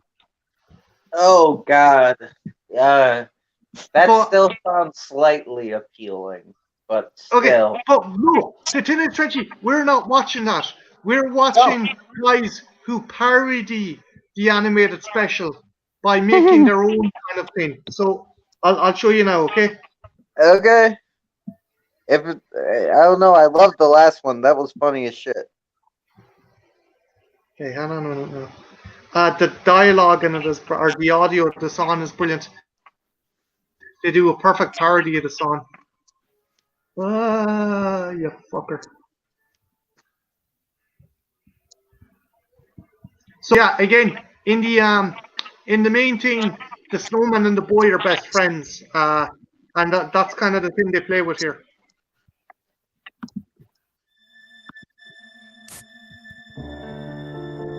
We're walking in the air. I'm sipping on an iron brew. Cheers on my mate says he would like some too. I tell him get your own. He looks like he is going to cry. Tell him once again the iron brew is mine. The kid's just a dick.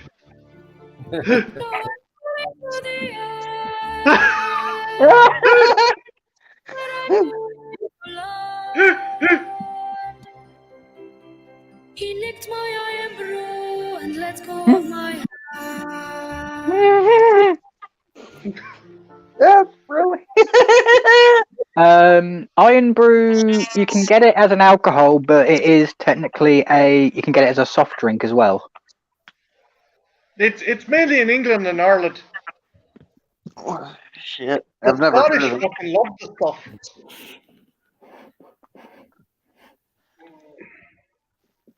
Oh my god!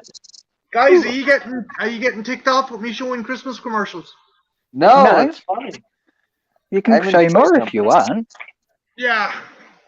I'm open Go ahead. because I don't want to be picking the whole time.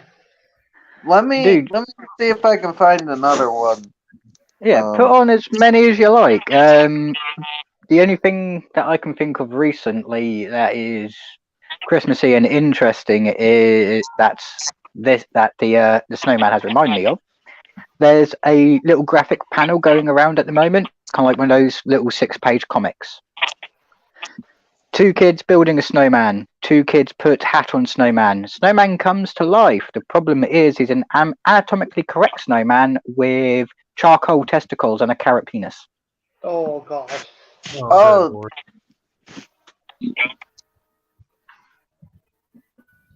The kids take the hat off the snowman. They go inside. They cower by the fire, going, "We're never doing that again."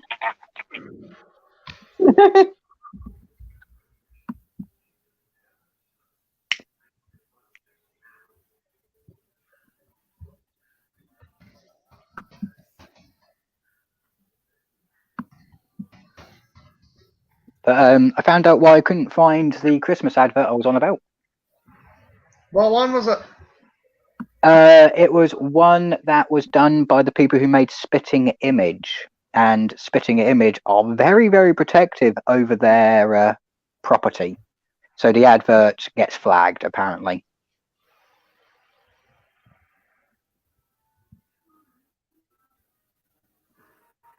Oh, I found the John Lewis one you like, Deacon. Oh yeah. With the dragon. Yay. This is a nice one as well. Oh no.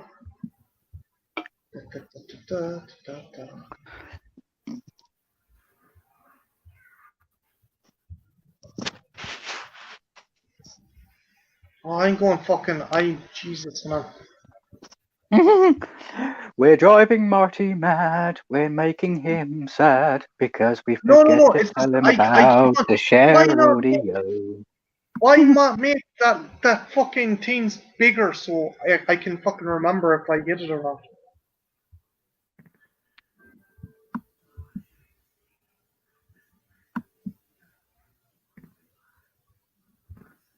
Yeah, I know. I think there needs to be an auto function where you tick it if you don't want to share audio. That's the best way it should be. And let it buffer for a while. Cool. I like this. Yeah, little dragon.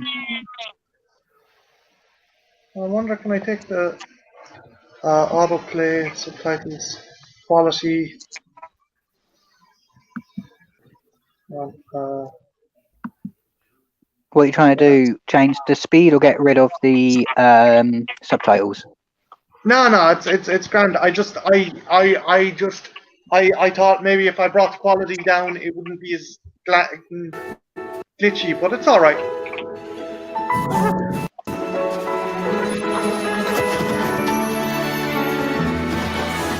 I don't fight this feeling any longer, and yet I'm still afraid to let it go. What started out as friendship has grown stronger. I only wish I had the strength to let it show, and I can't fight this feeling anymore. I've got to run I love this advert. I'm crashing through your door Oh. cause I can't fight this feeling anymore. And it's not his fault. He just gets excited. Premature incineration. Oh no. Poor dragon. They're gonna need him like a Rudolph type joint. And even as I wonder, I'm keeping you in sight. You're a candle in the window on a cold, dark winter's night. And I'm getting closer than I ever thought I I love the addition of the song. Like, Yeah. I like it with the trumpet. It's kind of like, yeah. I'm gonna show you something.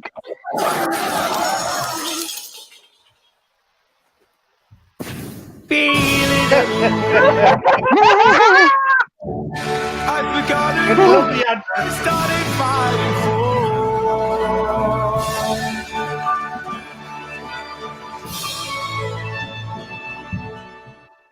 See, he's not a menace. He's a glorified bread cooker. Exactly. Yeah. Trying to think. Other adverts. I put another one in the chat. We got Art in the chat saying, "Damn, y'all's commercials are way better than the American commercials." It's because we're all about feelings, not capitalism. Exactly. Okay, well, let's not go crazy here. Well, we're not the country that invented Black Friday just to sell all the stuff before Christmas. Oh yeah, this is a classic.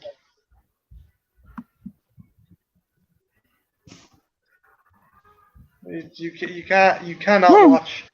Oh crap! Guys, do you know if I click the Oh, We'll know in a second. yeah, well, I'll go out and go in again. You Don't show me go this out, thing again. you go in, you go out, you go in. It sounds kind of bad when you say it like that. In and out, in and out.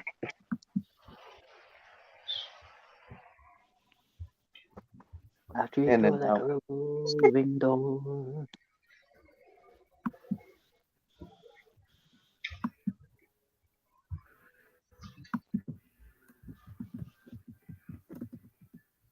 Mm-hmm. Ah, now we can hear it. Yeah.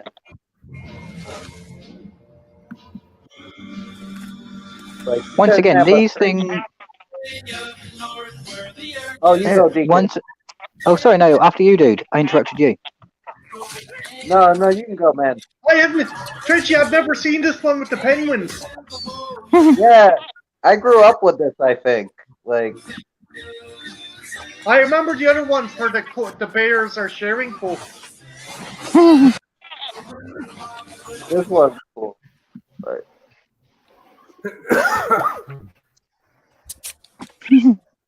This is lovely.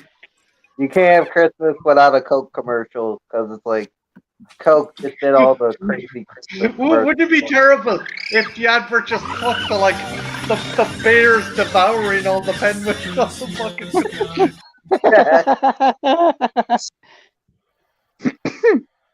But what was you gonna say, Deacon?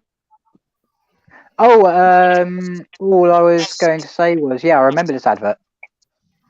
Mm-hmm. I remember these guys, the bears turning up, but I never seen the one with the penguins.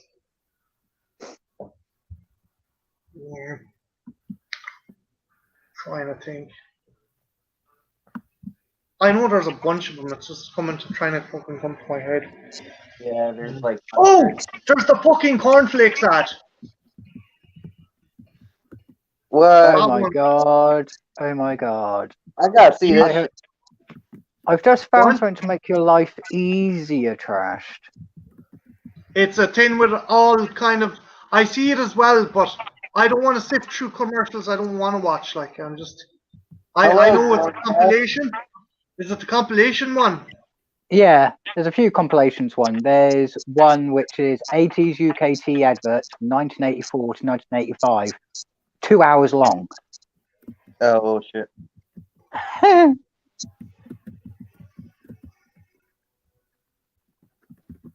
Hello, again, Gordon. anyone in the chat, guys? Hey, GoCast! Anyone in the chat, if you want to share your favorite Christmas commercial, throw them on. Hell yeah, man. For me tonight is the official kind of start for Christmas for me. Okay. I don't know. This seems very unorthodox. Look, this guy's working all night, and he's looking forward to a good breakfast. Oh, it's the updated one because they have a newer box of cornflakes, but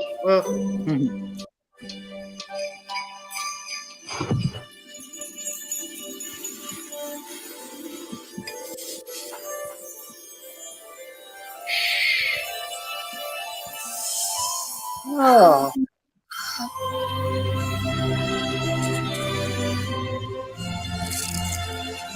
No, I love that advert. At Kellogg's, we take great pride in the quality food products we make and work hard all year to remember you each morning. You must have liked them. Don't worry. Maybe you'll see him next year. Ho, ho, Okay. I have vetted this one. It's a compilation, and it's ads, but it's good ads. Okay. Throw up the link. I have, my good man. In the private chat? Throw it into the private chat. I can't because I'm currently using my PC to watch you guys, and I'm using my phone to chat to you. Okay, hang on. I'll try this. Right. Okay. I have it switched on the link got into on my phone, so it should be in my history on my computer. No, I don't want to know who got shot in Cork. Who got shot in the what? No, who got shot in Cork, not in the Cork. Because I don't know what an Irishman would call the Cork if he got shot in it. I don't really want to know because it sounds painful. Like, you must never have If someone got shot in a ruthless beat, he was shot in the bollocks. That would be probably the best. It's like someone got mad at their babysitter. It's like you must never have kids again. Just never have kids. For Christmas, I give you a castration.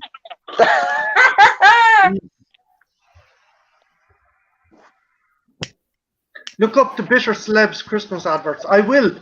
After a while, the Kevin Spacey Christmas. That isn't a commercial art. Just as Kevin Spacey deciding he's going to be fucking Lex Luthor for Christmas.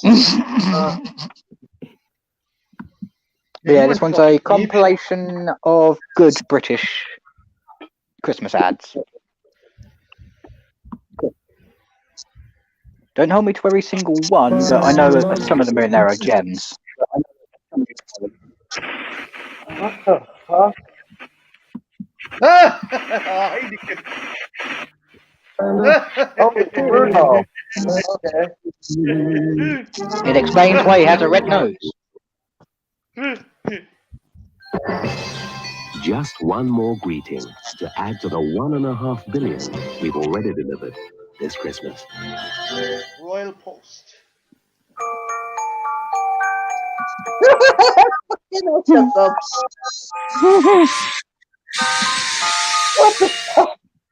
Just to show the show, adverts are for everyone. My wife gave me the new Remington Microscreen Elite. It's quick. It's close. The Remington Microscreen Elite has 2 ultra-thin screens and 112 diamond hole cutting edges. The first screen shaves incredibly close. Second, even closer. Remington, so comfortable, shaves as close as a blade or your money back. Ladies, now you can enjoy beautiful hair-free legs with the latest hair removal system with a soft rotating roller.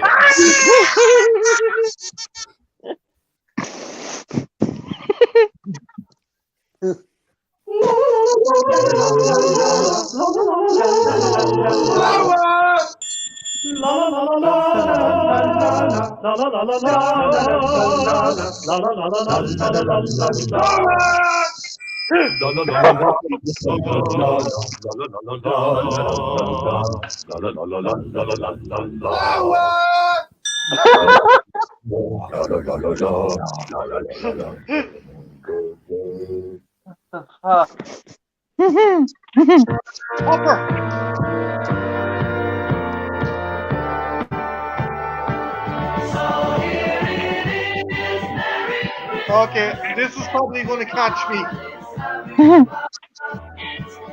It's Yeah, Black Duck.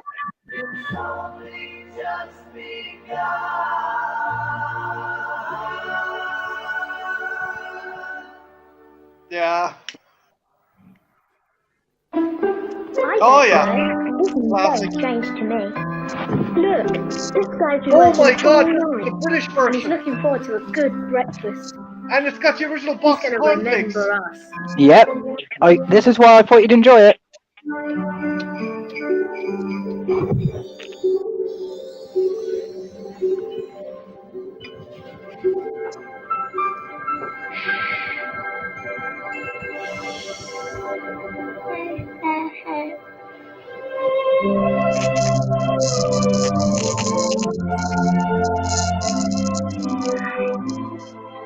At the Kellogg Company of Great Britain, we take great pride in the quality food products we make and work hard all year to bring our best to you each morning. He must have liked them. At this very special time of year, Don't worry, maybe you'll see him next year. Ho, ho, ho. we wish you and yours the very best of everything. Oh, a Black & Decker workmate. Now I can really get to work, mate. It's a picnic. A jigsaw. That'll give my sore arm a rest. Not that kind of jigsaw. Here we go. A Black & Decker hammer drill. I'll be able to hammer my way through anything. That's too matching. If you don't tell us Yeah, Black fuck and it. Decker, Then who what knows an what you'll arsehole. get What for an Christmas? unappreciative arsehole. Right then. Have a good Christmas. Oh, I think I tried this one. Hey, Demented! I want you to There's promise actually me good you're things not to going to open that Christmas. before tomorrow. Take No, it from someone who worked in will. retail 15 years. It isn't a total fucking write-off. Hey, Demented. Yeah, Christmas can be a bit, but it depends on who you are and your experiences of Christmas. I'm not a huge Christmas fan, but I do like the sentiment of it. You know? You can be closer than ever this Christmas. Hello? Go.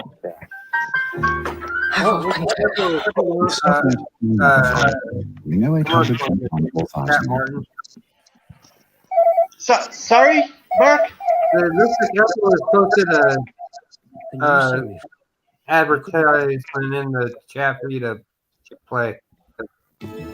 Oh, those, like, I can't fucking make head nor tail of half those Japanese ads. There's from 1 hour or in by 4 back next day services. And there's a choice of 5-inch or Yeah, 4-inch with like we got a couple after this. processing. Recommendation. Yeah.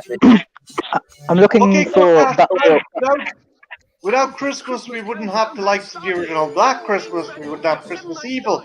We wouldn't have fucking Silent Night, Deadly Night. Or well, Krampus. Demented, we all, yeah.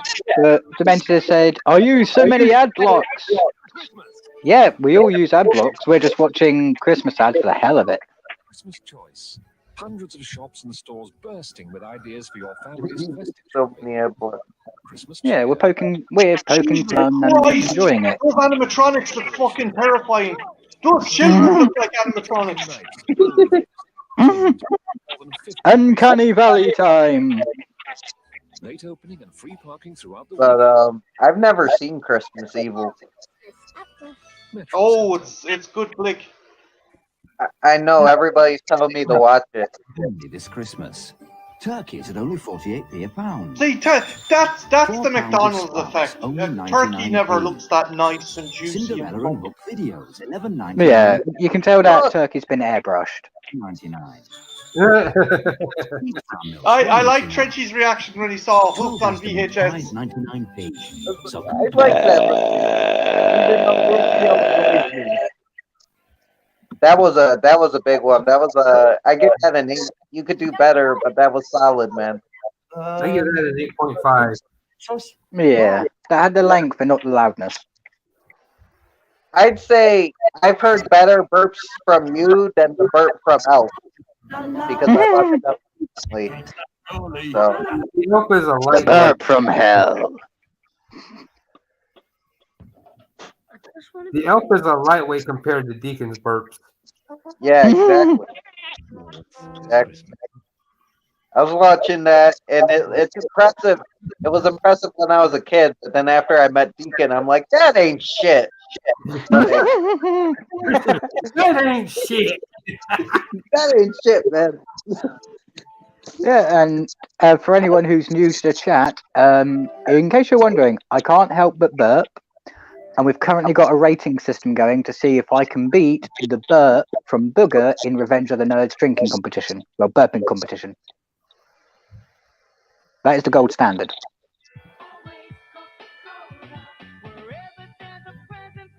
Yeah, Traditional. I hate these fucking folk ads from the mid-90s. They were trying to be trendy. Yeah. Shite. They were trying to be cool. Who's Mr. Deadly? Johnny Deadly. Him and a guy called Giz, they host a thing called the Gorecast. If you get a chance, check them out. They're actually pretty funny. And they're pretty sound out. Okay. Don't lose memories. Get extra shots free with Kodak Gold Film. Santa Fe. Kodak's pretty much defunct nowadays. Fly down to your local spa for loads of Christmas savings. Actually, Deacon, apparently not. They make medical products now. Smiles better. Why am I not surprised?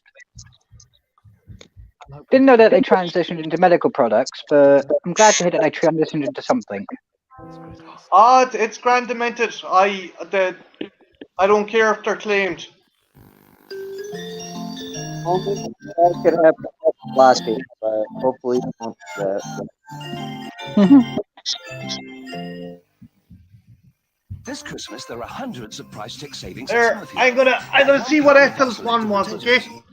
Yeah, not a problem. The only one that I really wanted to watch. The only one I really wanted to watch was the butter one, but that seems to be towards the end of that ad. Towards the end of that. Do you want me to put it on again and move, kind of flash forward, or will I just take Ethel's one? Play Ethel's one, and what I'll do is I will go for the ad quickly and see where I can find the butter one.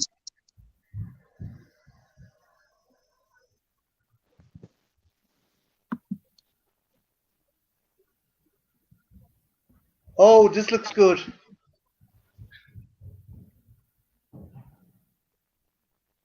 While you were on the air, guys, they pulled you. What? Live? Oh, damn it. Trust, the butter advert was right after the ham advert. Oh, shit. Okay.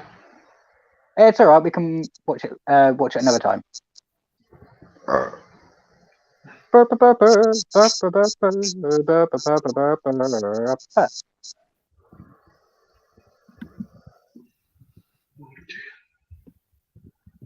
Yeah, this one looks good. Ethel sent it to me.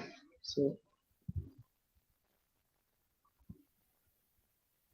like in the middle of a stream. Oh wait, Demented Pictures forecast. That's the Johnny and the other dude you were talking about. Well, yeah. Johnny is Gorecast. Demented Pictures is someone else that isn't Giz.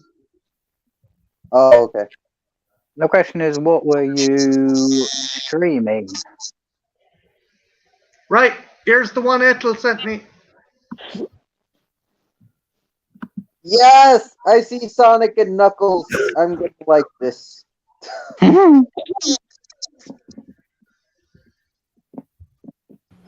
went to the big guy. We laid the whole thing out for him. We told him we had this great idea for a new game called Sonic and Knuckles. It's Knuckles in his own game. Plus, there's new Knuckles technology, so you can play Knuckles in Sonic 2 and 3. It's revolutionary. Just left. So we sold the whole thing for steak. Who's left now?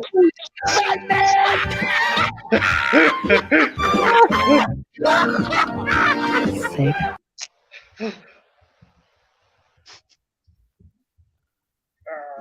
Why did those elves like seem high the whole time? Well, if you look close, that one up is from Troll 2 or Troll. I mean. Oh, Troll 1. Oh, I gotta rewatch Troll again. I seem to be okay, guys. I'm actually watching my stream and no one's pulled it or kind of kicking it off, so I'm all good. Yeah, it's usually big corporations, big music brands and movie brands that can usually have that kind of power. Take the WWE, for instance. Oh yeah, and the fact that I seem to be using adverts that have already been uploaded to YouTube seems to be kind of as well. I seem to be kind of covered for that. Ooh. I say I'm gonna call it a night, guys. But just want to thank everyone who turned up. Want to thank Deacon, Trenchy, Mark, Ethel, Art, Sadie, John, Kelly. Trying to remember who else was in the chat. Well, obviously Demented and Johnny Deadly. Just a good kind of kickoff to my kind of Christmas stream. Mm-hmm.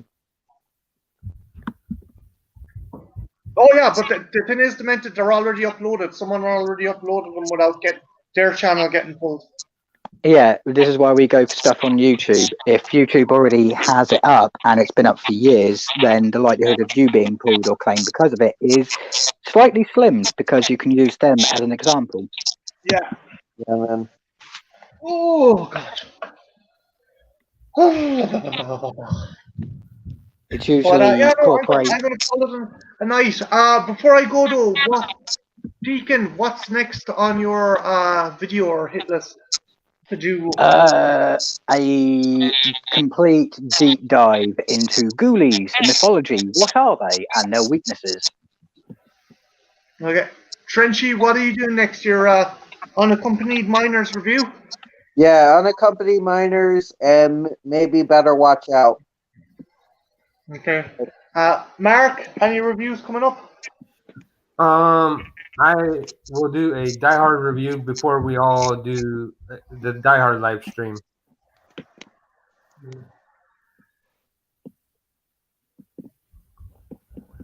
So that way it coincides with, they both go together. Oh, yeah. Johnny, it might have been who originally owned the clip that pulled it as well.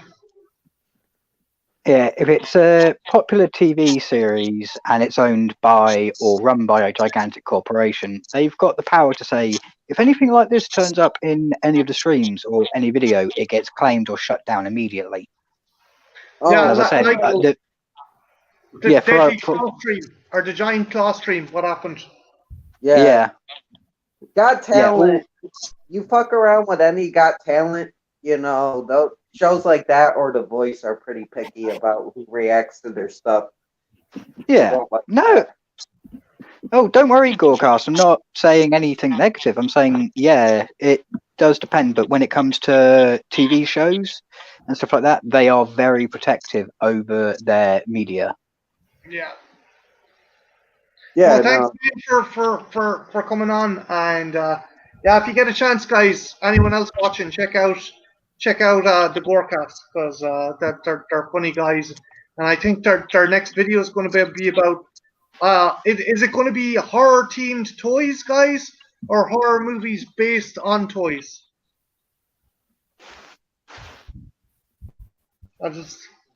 I'll see what Johnny says, and then I will.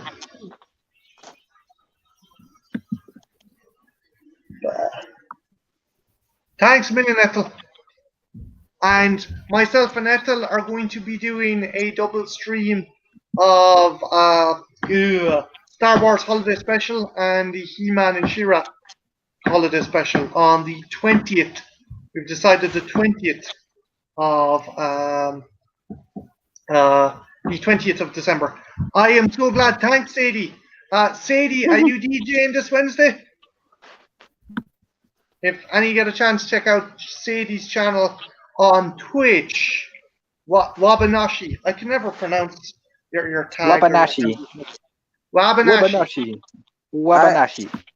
I've been watching, but it won't let me make an account for some reason, so I can't chat. But I've been. Why can't you make a stream account, a Twitch account? No, it's saying I can't use my email. So Corey's giving me tips on how I can make another email so I can use Twitch because I talked to Corey about it, and he's been telling me that. But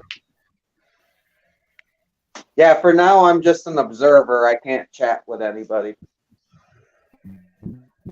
Oh, Sadie's just caught up with us saying, "Ha, premature incineration." But yeah, no, I'm going to end it here. Again, check out all the people in the chat. Check out all my friends who have actually participated in the video. And yeah, have a good one, guys.